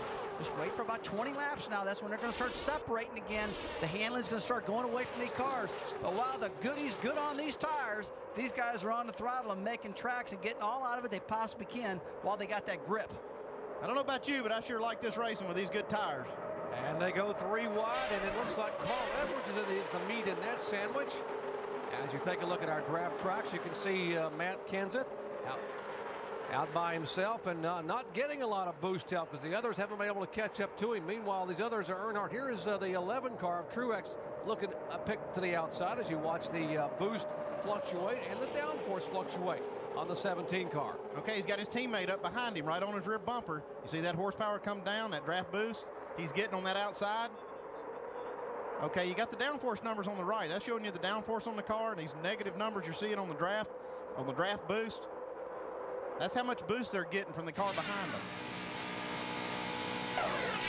Here's Carl Edwards. He goes back to the inside, and he will slide right up in front of Kenseth and try to go to the outside of the 11 car. Well, I tell you, that was a nervy move you made just then because you just about ran out of real estate coming off the wall right there. That's something, gosh, you just don't want to do this early. Look at Truex gives Edwards a shot in the back of that car. He got sideways coming off the corner right there. Dave, you got any more in this? Well, the good tires that these guys have, you guys were talking about how good the racing gets, and nobody likes fresh tires more than Carl Edwards, trying to hold his car together right now with that push from behind. His crew chief, Pierre Cattell, told me this morning, Carl likes the fresh stuff. A lot of these teams have saved tires this weekend, have really practiced less and used up less tires, so they had him at the end of this race. And the 60 of Carl Edwards, they started the day with 4 sets, so they could have something fresh for him at the end of the day. Yeah, one of the cars we haven't talked a whole lot about today is that 7 car right behind Carl Edwards. That is the 7 car there, the Geico Chevrolet of Mike Wallace. And he is about as good as you get at this super speedway. He's one here in an ARCA car, one here in a NASCAR Craftsman truck car, and one here in a NASCAR Busch Series car. And Rusty, I think this guy probably is awfully good at this racetrack and a lot of the super speedways. Oh, he really is. He's won so many times here at Daytona, different types of cars, trucks, whatever. 3-year deal with Geico. They're really stepped behind Mike and got him going right now. James Finch is the owner of this team, and Finch is not afraid to put money in this car to make this thing run good. Now, Mike is a veteran here. As you can see, we talked earlier, Tony Stewart, Mike, guys like that, held back. Now it's about time to go, 46 laps to go. He said, hey, let's get the lead out. Let's get this old hot rod going now. And he's got himself up there in the top 6 right now. It looks like 6th position. And, you know, I wouldn't say it's 6th because I tell you, this draft's going to take over. They're going to go back and forth throughout the day. All right, more on Mike Wallace with Dave Burns. Guys, let's not forget what a great day he had on Thursday, qualifying for tomorrow's Daytona 500 by racing his way into it. In the second qualifier on Thursday, he finished 11th, just edging out Sterling Marlin, which got him the deal on the 500. Something on the track, guys. Yeah, he just got a bit of a nudge from behind by Sam Hornish and saved that car. How in the world did he save it? And now he's getting down below the yellow line as he gets a little bit of tap from behind by the 5 car. Tell you what, he's getting roughed up big time out there. I mean, the Hornish gave him a bump draft coming through the tri-oval and got him really loose. Then he got it again. Man, he's up on that wheel, getting sideways, never backed out of the throttle. He's still up in there. See Kyle Busch throwing his hand out the window. Settle down, you're all right. Hey, here's his tempers kind of get up when they have that contact. Yeah, Mike is not going to be a happy camper. He said, I am not a cue ball, guys. Now take a look here. Watch the 12 car left side of your screen. It's just barely nudged against the back of the 7. You see, Hornish is back and forth, left and right, and proper way to bump draft is stay right dead line behind somebody, but obviously Hornish got out of control a little himself. He tried to help, but so you just don't do that in that part of the track, guys. He actually lifted the back of the 7 car up, and then the 7 car gets a little help. He gets out of shape with the 5. Well, back up front, Dale Earnhardt Jr. in the 8 car. This is the same car that he led the most laps with here a year ago, not only in February or July, but how about this move? Mike said, tell you what, I've had enough of this, guys. I'm going to the bottom, and I'm going to the front. But when you got that momentum, Jerry, when you got a lot of momentum going like Mike had in the 7 Geico car, you just got to go for it. You can't get out of the throttle because right now the good is still in these tires, and they're driving their brains out to try to get that position. And Mike Wallace right up behind Kevin Harvick, and he is right behind the leader, Dale Earnhardt. They are stacking up 2 wide. They could be 3 wide. Wow, what a finish we are going to have at Daytona. Back with more in just a moment.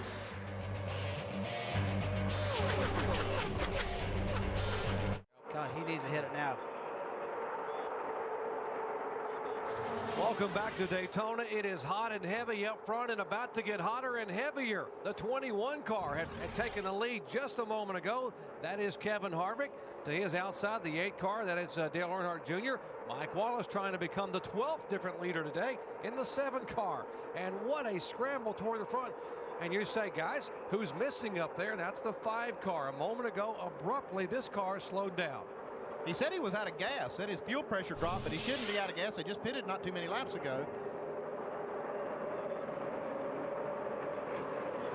Okay, we see him dropping out of this group down below the yellow line, and he made another lap after this saying that his fuel pressure was down.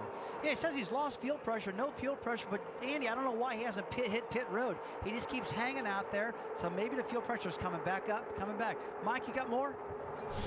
Well, yeah, Rusty, Kyle Busch has to be the most frustrated guy in Daytona. Coming into this race, he called this speed week so far dominant. He considered himself the class of the field in the Budweiser shootout and in the dual 150 and figured to have a chance to win today. No fuel pressure, like you said. Not exactly sure why they haven't stopped yet. We'll get an answer for you in a moment, but I can tell you a lot of frustrated and disappointed people in the 5 pit. Wow, Mike, what a dominant car he's had. He led 4 times today for 46 laps, and everyone said he was the guy to beat until that happened a moment ago. You see 2 distinct lines. We got these guys, Kevin Harvick leading the group on the bottom of the racetrack with Mike Wallace. Dale Jr. right up next to the wall in the middle of 3 and 4. Now see,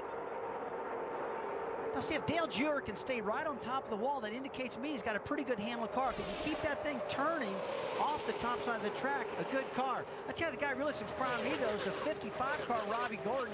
He tore that car to smithereens in practice. They stayed up all night long, put that car back together, got it handling good right now. He is right back up in Mix's thing, running 5th. So what a good job by that team to get that Motorola car back up front where Robbie wants that baby, that's for sure.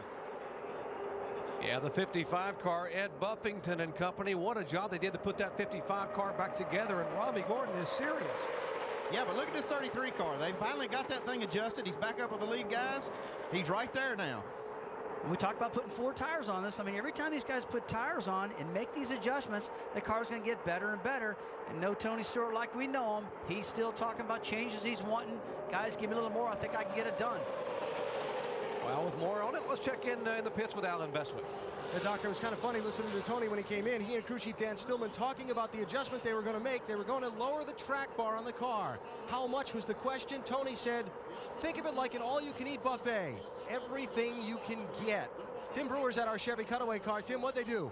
Tell you what, that's kind of funny. Everything you can get. What we're going to do, we're going to insert the tool in this area right here, and we're going to crank this handle down as far as we can. And what we're actually doing here, as you can see, we're lowering this rear track bar pivot point down here to where it's going to tighten the car up. And hopefully, Tony, he'll enjoy that little adjustment right there. Back upstairs. All right, thank you, Tim. For more on this, you can log on to ESPN.com and search word Autotech as our Chevy Cutaway car down there with Tim Brewer, our crew chief emeritus down there. All the years, all the championships he has won, giving us an update of exactly what they were doing with the car. And now Carl Edwards decides he wants to take his turn at the front. Does he have enough oomph up on the high side? Now, when we're talking to Carl on the caution flag, he said, I'm getting up in the shade. When he gets his car up in the shade, he gets more grip. And as you see him, he's rim riding that car. Rim riding meaning the car's way up on top of the racetrack. He's in that shaded part of turn 1 and 2 where he gets more grip, and he seems to be handling really good upstairs, I call it.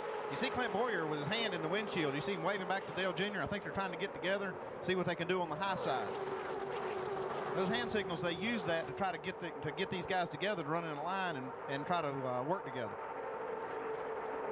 You know, Mike Wallace still right there. Mike looks like he's got a really good handling car. A lot of times, Andy, when you're waving your hands trying to get somebody to run with you, yeah, you wish you could, but if your car's not handling, you just can't help the guy as much as he'd like to have you help him. Like you watch a 2-car of Clint Boyer go in the corner, Martin Truex rolls back a little bit. See, they're not in the same lane. One's higher and one's lower. They just can't help each other like that because they're driving their car to where that car handles the very best in the corner. All right, watching still side by side. Looks like 185-mile-per-hour pace laps. They're side by side. Now Clint Boyer driving for Richard Childress, the 2-car, trying to help his fellow Cup Series teammate, Kevin Harvick. He sort of gives him that little boost push by, and Harvick now pulls away by about 4 or 5 car lengths in front of this car, Carl Edwards.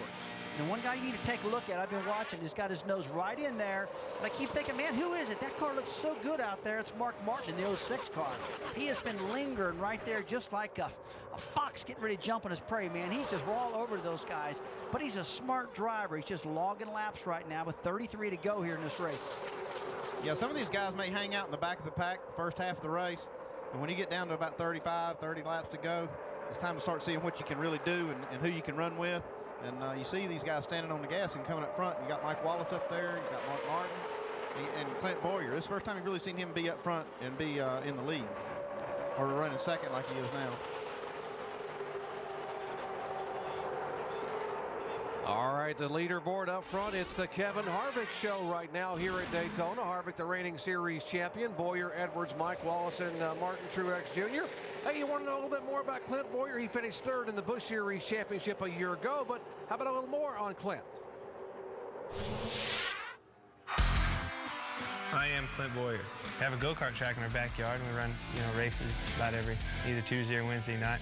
I borrowed Harvick's Bobcat one day. About 2 months later, I brought it back with a racetrack in my backyard. Started out with about 4 or 5 carts, and now it's up to about 22 carts. Guys from the shop come out. It's usually in a big fight or argument or something.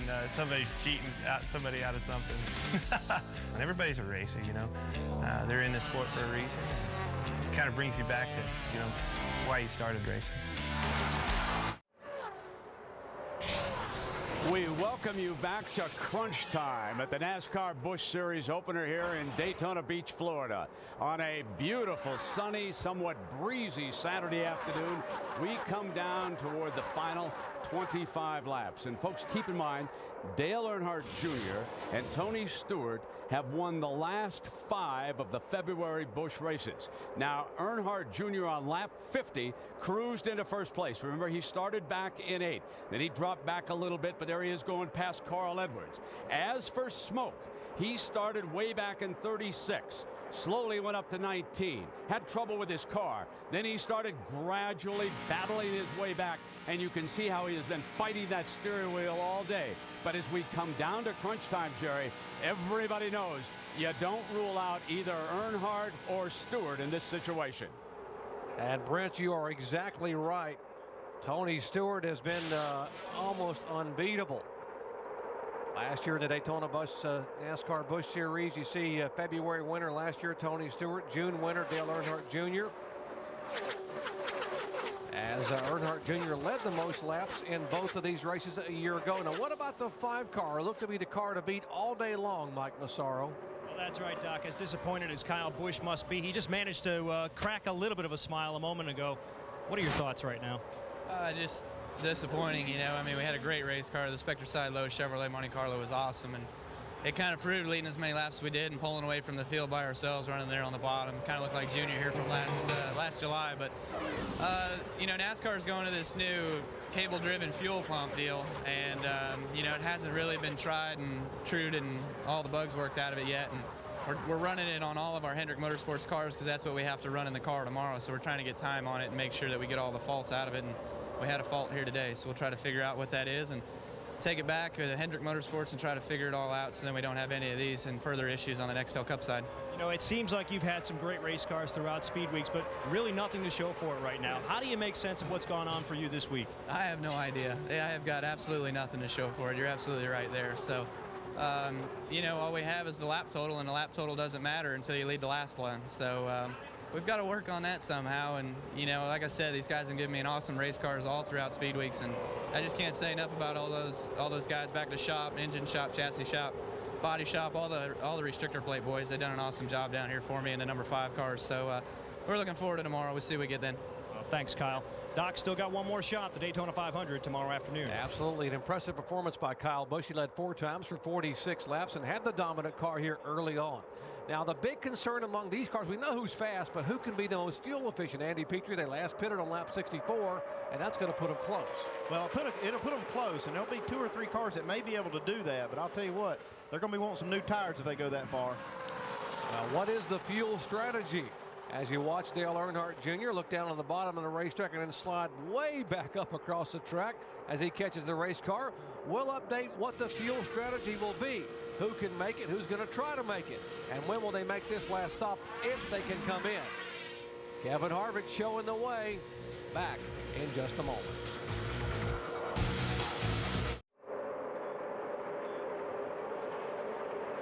Back at Daytona, these beautiful aerial shots of the final laps of today's Orbitz 300 being brought to you by Goodyear Tires, featuring triple tread technology. What a gorgeous panoramic view you've got of Lake Lloyd and this 2.5-mile facility. And all Kevin Harvick can see is a bunch of race cars lining up behind him to take a shot at him with 20 laps to go. Jerry, I tell you what, the cars are changing lanes. They're on the bottom of the track, on the top of the track. You can see they're really trying to search around right now to get their car in the best handling position. They're deep into a run right now, 20 laps to go. Things are starting to heat up, and they've really got to pay attention right now. Now, look at David Rudeman just got in the wall again, guys. Toward the right side, clear off this Aaron's machine he's got. He's got big problems. And his second time in the wall. He had an incident earlier, brought out the third caution flag of the day. And as you watch these cars now 3 wide, here's the 33 car, the Old Spice car, bottom of your screen. That is Tony Stewart. And Dave Blaney right up in front of Greg Biffle. Blaney is in the Camry in the middle there. That is Biffle in the 26 car. 20 laps to go. These guys are starting to get in position. They're not holding anything back right now. You've watched this time and again as a crew chief on top of the pit box, Andy. Who do you think is in the best position now to make a move? Right now, I like to be in the lead. Kevin Harvick's car looks really good. He's out front, but these other guys, you see Stewart working the bottom. He's starting to come up. It's 20 to go. These guys can dig down and get something a little more. All right, Kevin Harvick leading him now single filed. If you're wondering again what happened to the 99 car for David Rudeman, there is the Aaron's green machine slowing down. Let's see if we can see top of your screen. Hit almost the exact same place he hit earlier, just not quite as hard. You see the tire smoke. Fender gets in on the tire. I bet you he doesn't sit out there long before he comes in and gets that fixed. You know, I was surprised he was that high on the track. He hit that wall the same exact spot as he did last time. He's working the top side, and that car just gives up to him off of turn 2. Just no confidence up there, I'll tell you. If I was, running that front end pushing that bad, Andy, I don't believe I'd be every single lap up there toying around with that thing. See Sam Hornish coming in. Look at the right side of that Mobil 1 car. He looked like Darlington. He's got guys scraping his wall. Darlington stripes down all these cars. You can't tell where you're at. It does look just like Darlington. Team going to work in that car. Getting a lot of experience right now. Whether Hornish is going to run good or not and have a good finish, these pit crew members, it's a good thing they're doing. You see them in there putting the spring rubber in that right rear spring, it looks like, making an adjustment. Hornish says this car's too tight. Looks like that's what they're doing. Back on. But if anything, they're getting a lot of experience because he just needs to learn how to make pit stops, things like that. All right. Kevin Harvick continuing to show the way as laps are clicking down. Jamie Little. Well, guys, Kevin Harvick is out there having a great time. The car has been great. He's been so quiet on the radio the entire race. The best news he has right now is his teammate Clint Boyer is in his rear view mirror. The team says Kevin can make it to the finish. And guys, Kevin Harvick last year, record-setting year en route to his championship. He won 9 times. He has never won here at Daytona. We'll have to wait and see if he can make it happen. Well, earlier this week, Clint Boyer says it takes a lot of luck to win at restrictor plate tracks, and he may need some this afternoon. His crew chief estimates that they're very close, maybe within a half a lap of the fuel window of going the distance. They just asked him to see if he could hug the bottom of the racetrack. His response was, it's very hard to do that. Alan? Mark Martin driving for Roush Racing here at Daytona today. Mark has never had a lot of success at this track. The winningest driver in the NASCAR Busch Series ever has never won here. Mark is running third now. His crew chief Chad Norris says they might be able to make the finish on fuel. It's going to be close. Dave? Alan, Carl Edwards wanted to know whether he could make it on fuel or not. He radioed into PK, asked him if he could make it. He said no problem. In fact, during practice this week, they did not spend time during final practice making what they call a fuel run, running it out of fuel to see how far they could go, because they did that during testing, and they were very confident about the readings they were getting. All right, guys, 3 sets of teammates up front. It's who's going to get the best teamwork and who can get the most help from who, and it's all about friendship now. Well, we're talking about dancing partners and trying to find your dancing partner. These guys, they found that the teammates are the guys they can count on, and now they're starting to get lined up. You see the 2 Childers cars up front. You got the 2 Roush cars working behind him. Well, who's going to lead and who's going to follow? Whose toes get stepped on in this dance? 15 laps to go. We'll see who's going to be the prom queen when we come back.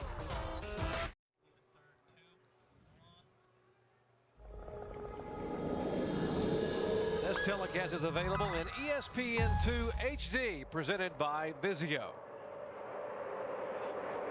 Final laps here at Daytona, the season opening NASCAR Busch Series event. And we are setting a record here. Fewest caution laps, 13 back in February of 2003. Actually, we have tied the record for the fewest caution laps, and I'm sure we just jinxed ourselves by saying that, because that's typically what happened. Kevin Harvick, as you heard from a moment ago in the pits, he has never won at Daytona. Neither has Mark Martin, who's come all the way from the back of the pack. And what about the fuel mileage, guys? He has led 31 laps, and that was the big concern. How far could they go? And these fuel graphics If it's green, it's plenty of fuel. If it's yellow, you got to worry about it. When it's down in the red, that is an area for serious concern because you are almost dry. Yeah, we're showing the top 3 guys, Harvick, Boyer, and Martin, all the way down in the red night now. They're right on fumes if they do make it at all. That's our calculations are showing us that. You know, the handling on these cars, you can really see the cream is rising to the top with these drivers. You know, Harvick, Edwards, Boyer, Truex, Blaney, these guys are all good Cup guys, and they have really got their cars handling well to their ability right now. Look at them right on the top of the racetrack. You see Boyer up there. They're working this groove all over, and it seems like these Cup guys can always persevere and get themselves to the top. Yeah, it's 10 laps to go. It's starting to heat up. These guys are really standing on it. We see Kevin Harvick out in front. He doesn't have Clint Boyer right on his bumper anymore. He's got Carl Edwards back there. But Andy, I'll tell you what, if I was Martin or Clint Boyer up on the top of this racetrack behind Edwards, I think I'd be saving that fuel a little bit. It seems like he's one of the guys who can stay on top of the track and just breathe it. You know, if you're in the bottom of the track running, you can't afford to save that fuel. Gets bound up down there a little bit, uses more fuel. If you can back out of that, baby, and save some, that's good. How do you back out of the gas when it's 9 laps to go? Well, you just feather back out. You feather back out a little bit and get into it, and you can go, look, if he could be in the pit area right now if he doesn't watch it on fuel. Oh, they scatter up side by side, and now Carl Edwards is all the way at the top of the racetrack and pulls almost dead even with the 21 car, and he's getting some help from Clint Boyer. Now Boyer's got some help now with the 32 car. Blaney, hey, saved a little gas right there, but now he's going to go down with his partner, the 21, and Kevin Harvick, shove him into the lead, and you got Boyer right in second place right now. That was a good move. One other guy that I've been watching throughout the day that I'm really surprised to see back up there is Blaney in that Camry. You know, we didn't know how the Toyotas were going to run. We knew that the motors good. Oh, look, Mark Martin kicked that rear end out, guys. That track is really going away in these drivers with 9 to go. Dave Blaney has come back to be a major factor here in the final laps. Dave Burns. And Jerry, you always wonder about a new manufacturer in terms of fuel. Toyotas are getting great horsepower. His teammate Jason Leffler was only getting about 51 laps here at Daytona when I checked with them early this morning. I just checked with their crew. They can make it all the way, even though they're making all that horsepower. Here's Dave Blaney. That is a Toyota. Remember, we had a Toyota on the front row today, and now we have a Toyota running second in their very first NASCAR Busch Series event. Jerry, we're going to go back to draft track. I want to take a look at this one more time and see what type of help Harvick is really good in right now. You know, not much help. See the gap between him and Dave Blaney? In fact, it's about a -7 horsepower. Just kind of hanging out right now. Let's see what the second place car's got now. Blaney. Blaney, he's got a little gain right there, about 36 horsepower gain at that moment. See, he's sucked up on the back of Kevin Harvick. We had a big jump in the draft boost gen right there. You see the downforce numbers moving all around, folks. This is what happens when you draft out there. It can really affect the handling of the car. And draft boost, this is a great indicator of what these cars are really getting up. Now 7 laps to go. The 32 car, Dave Blaney, he wants to see that draft boost number up in the positive number, and he's trying hard to get there. Now, Andy, the 60 car had laid back a moment ago and has now gotten a run and reeled in the top 2. That is the 60 of Carl Edwards, but can he get some help? Yeah, he's our in-race reporter, and he's up there behind Dave Blaney. Dave Blaney's bumper is about to fall off. He can't hardly afford to get much bump drafting help on that rear bumper. But, man, he showed up in a hurry, and right here at the right time of the race. 7 laps to go, 6 laps to go. He's in position to win. I'll tell you what, that's what he wants that thing to do is fall off. Because I'll guarantee if that bumper falls off, it's going to get better yet. You see it flapping right now, and we all know that sure is not hurting anything. If anything, it's helping that new Toyota run faster yet. But above all, this cat's got a good handling race car. We're talking deep into the run, guys, now. And where is Dale Earnhardt Jr.? Look him in the back. In fact, he's with the 33 of Tony Stewart, and that's what he needs. Those two guys really draft good together. But I tell you what, I'm afraid with 6 laps to go, they better get the lead out of us. We're not going to get there. Yeah, they better get going if they're going to get it done here. Earnhardt Jr. has won here in NASCAR Busch competition 5 times. Tony Stewart has won the last 2 in a row. These two guys are the best in the business at this racetrack in Busch Series competition, but they're running out of time. Kevin Harvick's got control of it right now, but Dave Blaney, we haven't seen what he can do yet. If he could get somebody like Carl Edwards or Clint Boyer up behind him, he might be able to draft by Kevin Harvick. Well, Jerry, every time I've been in this position before, you got 5 laps to go, and you can always stand on it for a couple laps and hold on for dear life and pick a couple positions up. But if you stand on it too early, you're going to lose this car. So I think that these guys right now are going to give it all they got with about 2 to go, because right now they're just too ill-handled. All right, how about the 20 car? Denny Hamlin becoming a factor, and here comes Stewart on the bottom of the racetrack. The 8 car is all the way up and almost against the wall, and Tony said, okay, guys, time to call it. Let's go after it. He's pulling the plug, and Andy, you've seen that happen he's before. not waiting on any drafting help. He just dove to the bottom of the racetrack. He sees Clint Boyer up there. He's going to try to get right up on his bumper and maybe draft by Carl Edwards. As they come back by now, Tony Stewart. I'll tell you folks, a year ago when Tony won this race, he didn't lead until 11 laps to go, and he was able to draft by and get the lead. Well, right now, Dale Earnhardt Jr., Martin Truex, their teammates are saying, let's get hooked, get going. That's the only chance they got with 4 laps to go. Truex has got to stay with Junior. Junior, you see him coming by the outside right now. He's hooked up with Truex at the moment, and that is what they got. But you know what? Harvick has got the lead. He's got that clean air in the front. He's got the best handling car. And I'll tell you what, they're really starting to get spread out in the back of the pack right now. If Harvick gets off the bottom of the racetrack and lets it 32 of Blaney underneath him, it could spell the disaster. But I'll tell you what, Harvick is much smarter than that. I don't believe he's going to move at all, guys. Stewart made the big run, but his car got loose, had to back out of the gas. Now he's back behind these guys. Kevin Harvick, as you heard, has never won at Daytona. 3 laps to go. 7.5 miles to completion of this very first NASCAR Busch Series event of the 2007 season.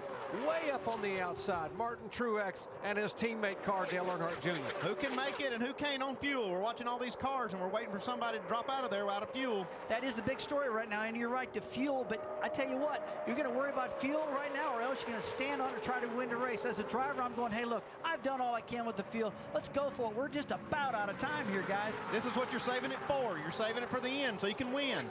Earnhardt Jr. trying to pull it off on the bottom of the racetrack as they flash by. It'll be 2 to go this time by. Did Kevin Harvick make it? Chevrolet for Kevin Harvick, Toyota for Dave Blaney, Ford for Carl Edwards. Right now, you're a driver. You're sitting there worried about the fuel. What are you listening for? You're just watching the fuel pressure gauge, and you're trying to get out of the throttle all you can. Folks, I know you're thinking I'm nuts that you get out of the throttle, but there are places to breathe this engine. Look at this. Chevrolet, Toyota, Ford. Just what NASCAR wants. And this is the way they qualified to, guys. Chevy, Toyota, Ford. Talk about equal cars out there today. NASCAR has done a great job getting these cars figured out to keep them equal. 2 by 2 behind you. They come roaring out of turn 4 to take the white flag. They're all still running strong. Just watch the fuel. Watch the fuel. That's going to be the big story right now. Who can make it and who not? Kevin Harvick will have some lap traffic to be able to use to keep people from making an early move here on this final lap. Harvick in the AutoZone Chevrolet will not run the full tour. He dominated the NASCAR Busch Series season a year ago. Looks like they're all going to make it to the finish line.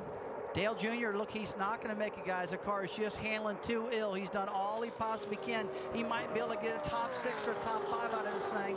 That's about all he's got in that car of his. Final turns in the season-opening NASCAR Busch Series event. Kevin Harvick comes from 31st starting spot and will come across and take the checkered flag. Kevin Harvick wins. Finally! How about that? Good job, guys. Awesome job. What a great car, man. This thing flat out the whole last run. Finally gets the big one. I'll tell you what, look at that Chevrolet, Toyota, Ford. If I was a NASCAR, folks, I'd be going, boys, that's just the way I designed it. It's just what you like to see out there. But good going for Kevin Harvick. What a great handler car all day long. Hey, Andy, I'm not for sure he can do a burnout and get that baby back. It's going to probably run itself out of fuel. He didn't have the fastest car, but he did have the best handling car when it counted. Yeah, congratulations to Shane Wilson and the crew down there, the crew chief for Kevin Harvick. This is the car that won 10 times a year ago, 9 times with Kevin Harvick and once with Jeff Burton on board. And this is the car that he owns as we head down to the Harvick pits and Mike Massaro. And an elated crew chief, Shane Wilson, congratulations. What were you thinking in those closing laps? Well, you know, we were pretty close on gas, but, you know, I just want to thank everybody back at RCR, the body hangers, the engine builders. I mean, this is their race. You know, we come and do the deal, but we got to have good equipment to be able to do what we did there today. Looked like your teammate was bogged back in traffic. You did not have a drafting partner. How were you coaching Kevin to the finish? First of all, I don't coach Kevin. He's great at these places. You know, just it was good. It was a fun day. Back to you guys, and elated Shane Wilson. All right, Kevin Harvick gets to do something he has never done at Daytona in a NASCAR Busch Series car. Spin those donuts and celebrate, as Kevin Harvick follows up that championship season in 2006 with a season-opening win here in 2007. Race number 1 of the $50 million tour is in the books. Harvick's the winner, and our in-race reporter, by the way, Carl Edwards, finished 3rd.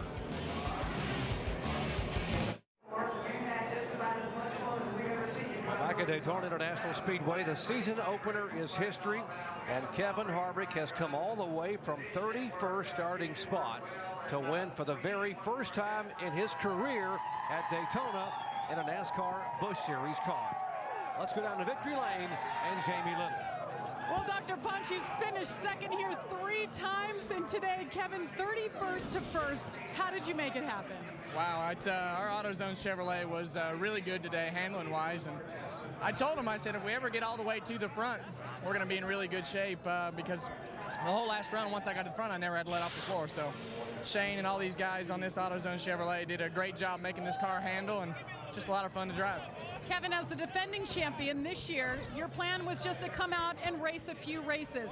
With this win, are you having second thoughts? Absolutely not.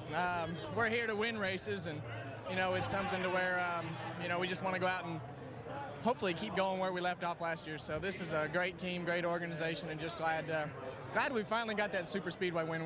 We've pretty much done everything else, and to get this one is really cool. Congratulations. Kevin Harvick comes away victorious, Doc. And he gets the big hug from Richard Children. There's his car owner, Delana Harvick, who's also his lovely wife, as she helps with Kevin Harvick Incorporated, a 70,000 square foot shop just outside of Kernersville, North Carolina. Celebration is ongoing. Kevin Harvick takes the win in the Orbitz 300 at Daytona International Speedway. Back with more in just a moment. Stay with us.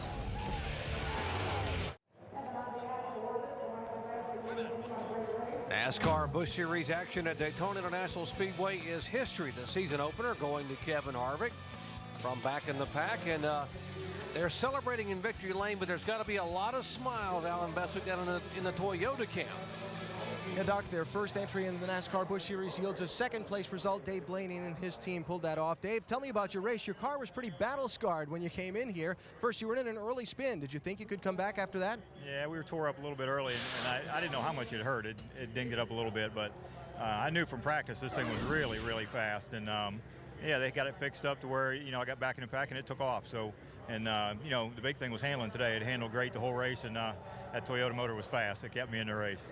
When you were chasing Kevin Harvick in those final few laps, what was the difference where you couldn't get to him and try and draft by?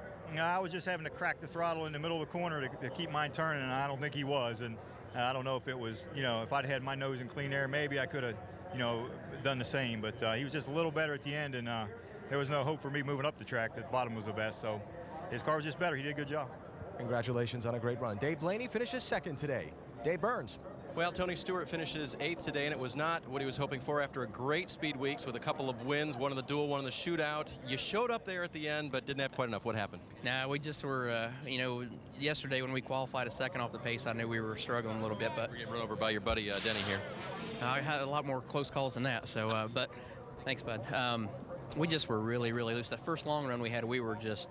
I mean, deathly loose, but guys did a really good job, and we went 2 rounds in the left rear, 1 round in the right rear, down like 3 rounds on the track bar. So that is absolutely a major change on these cars. So you know, that's the only thing we could do to get it tight enough. We still got loose at the end, but at least we were fast enough to be a contender there. You were going for 3 in a row in this race. You disappointed you didn't get it?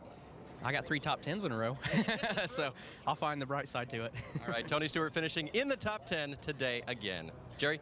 Another impressive performance by Tony Stewart. Didn't back up his back-to-back wins, but had a great run considering the car that he was ill handling. Well, this crowd of over 100,000 now filing out. And these beautiful aerial shots courtesy of the folks at Goodyear Tires, featuring triple tread technology. Back with more post-race in the garage in a moment. Well, the season opener from Daytona International Speedway is history. 16 different lead changes among 11 different drivers. Kevin Harvick led only once, but it was the last time he had to lead for the final 42 laps, and goes to victory lane for the first time in his career in a NASCAR Busch Series race here. And speaking of going to victory lane a lot in your career in Busch Series racing, let's go down to Mike Massaro with the guy he's with. Hey, Doc, you know the Boston Red Sox, they've got a pretty powerful 1-2 punch in David Ortiz and Manny Ramirez. Well, it seems like Roush Fenway has their 1-2 punch in the likes of Carl Edwards and Mark Martin. You guys worked tremendously together in those closing laps. What was the strategy between you two? Well, we were trying to win. And I wasn't going to help someone else beat Carl, and I'm sure Carl wouldn't have helped someone beat me, but we kind of shuffled around there, and I thought my car wasn't quite as fast as his, so I really thought I was going to be better off in front. I couldn't push him as good as he could push me, and he got by me there, and it just played out. We came up a few spots short, but it was pretty exciting right down to the finish, and I just want to thank Dish Network and all the guys for doing an awesome job today and putting me in a race car so that I could have so much fun. Carl, you got out of the car, and the first thing you said to me was, wow, that was fun. Yeah. What'd you enjoy most? I guess the finish was the best. When Mark pushed me past Clinton, we ended up third. I mean, so proud of the Scott's Fusion team. I mean, we did a great job today, and congratulations to Kevin. They did a good job. But mostly, it's like Mark said, we got long green flag runs. We got to slide around on those Goodyear tires and really race. That was cool. I thought you were going to say the most fun was being the in-car analyst. What was that like for you? It was pretty neat. It didn't work out so well last night in the truck race, but it was a good deal today. So hopefully we'll do it again, more often than not. Congratulations, Sky. Carl Edwards running for the championship. Off to a pretty good start, finishing third today. Jamie? Well, Mike, Dale Earnhardt Jr. started 20th, worked his way all the way to the front, led some laps, and ended up 7th. But, Junior, before the race, you told me about your strategy because there were so many rookies in the field. How did it work for you? Well, not real good. We weren't far enough back when they had that one wreck, and we got brushed up in a little bit. But, it was a tough race. I mean, the cars were really, really tight. Everybody was having difficulty trying to pass. And I feel like that, they're just, just real tight on the racetrack. We couldn't get our car freed up. And congratulations to Kevin. Those guys did a great job at RCR, and Kevin did a good job driving the car. Everybody that, outrun us just handled a little bit better than we did. And just glad to finish and not be in any accidents and get it in the books. Talk to me about your line. I was even talking to your team. They're like, well, he started off low, and that's really not like Junior. He likes to run high, and then you were kind of running high toward the end. What was it like? Well, we were trying to move up because when I'd get on the bottom, if I'd go in the corner on the bottom after 20 laps, I'd have to lift getting into 3 and stay half throttle all the way to the exit of the corner, and I just wasn't fast that way. And wasn't going to be able to pass nobody, catch nobody, and I'd be real slow down the front straightaway. So I'd try to run the top, but I kept hitting the wall up there because I was still so tight. So we hit the wall twice. It was like Darlington here today. It was really, really akin to Darlington as far as how the track's slick and the tires really hard. One thing's for sure, guys, when he got out in front, every fan in the stands were on their feet. All right, Jamie, thank you very much. The EI cars finishing 6th and 7th. By the way, 3 Roush Fenway cars finishing in the top 10 with Edwards, Martin, and Greg Biffle in 10th. Back with more in just a moment.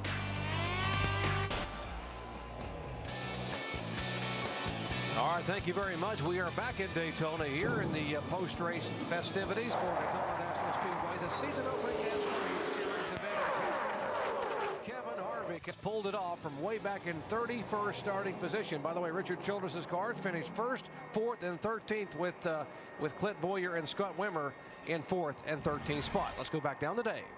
Well, Jerry, Eric Almirola was in a Joe Gibbs racing car that did not finish even that high. 19th today for Eric, who started on the pole. Overall today, your first car race at Daytona, how was that? It was pretty good. The main thing was we wanted to run all the laps, so that's what we did. I gained as much experience as possible, and we'll take this and go to Talladega, and I've learned a lot today.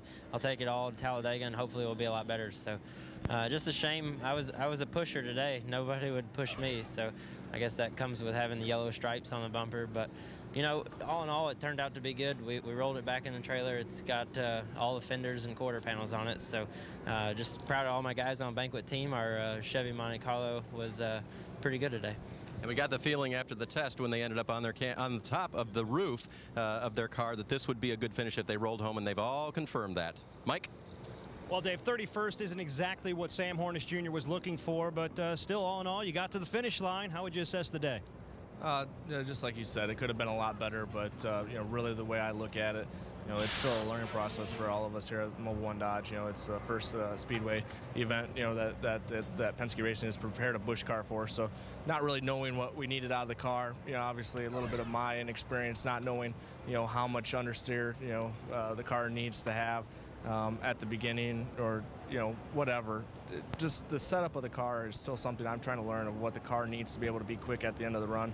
And obviously we started out with too much understeer at the beginning of the run, and just kind of continued throughout. Got lucky to get through a couple of crashes without hitting anything, and then had one of our own. So I mean, it's just it was a rough day for us. Of course, restrictor plate racing, a totally different animal from what you're used to.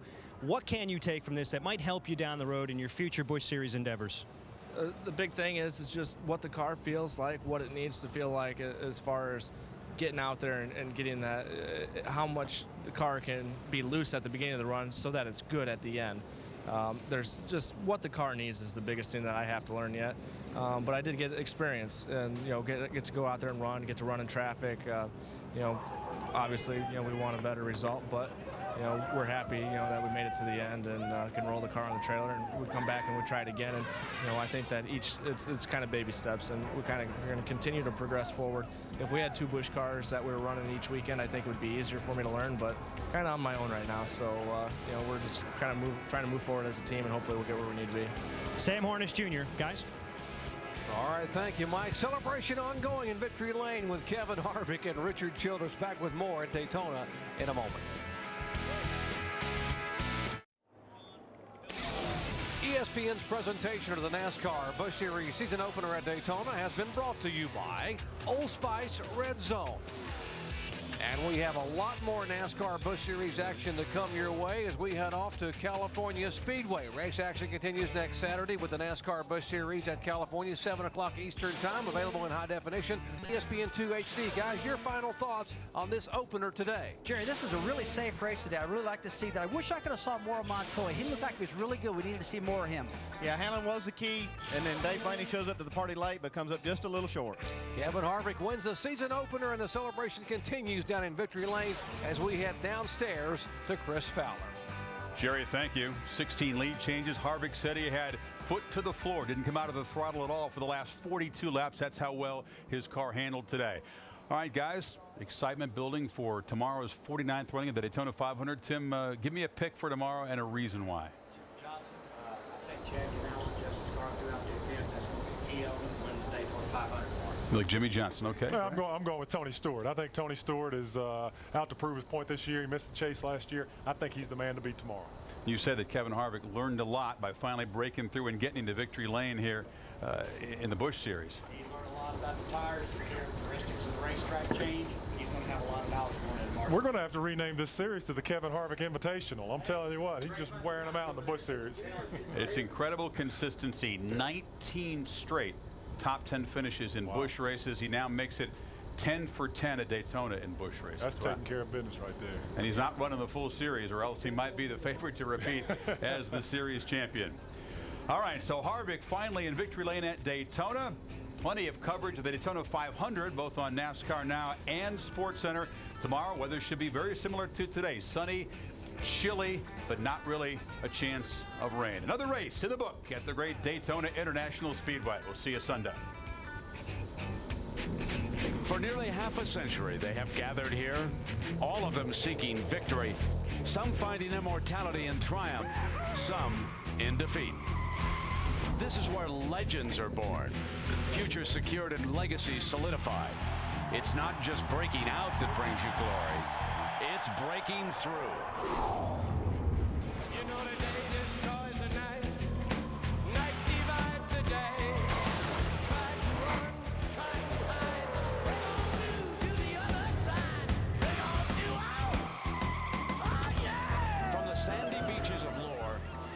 legendary Coliseum of Roar.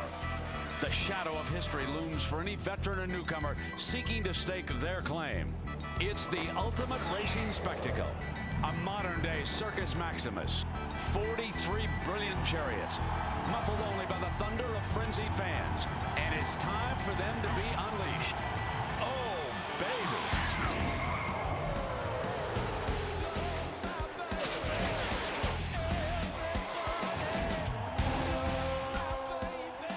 This is what it's all about. This is racing. This is Daytona.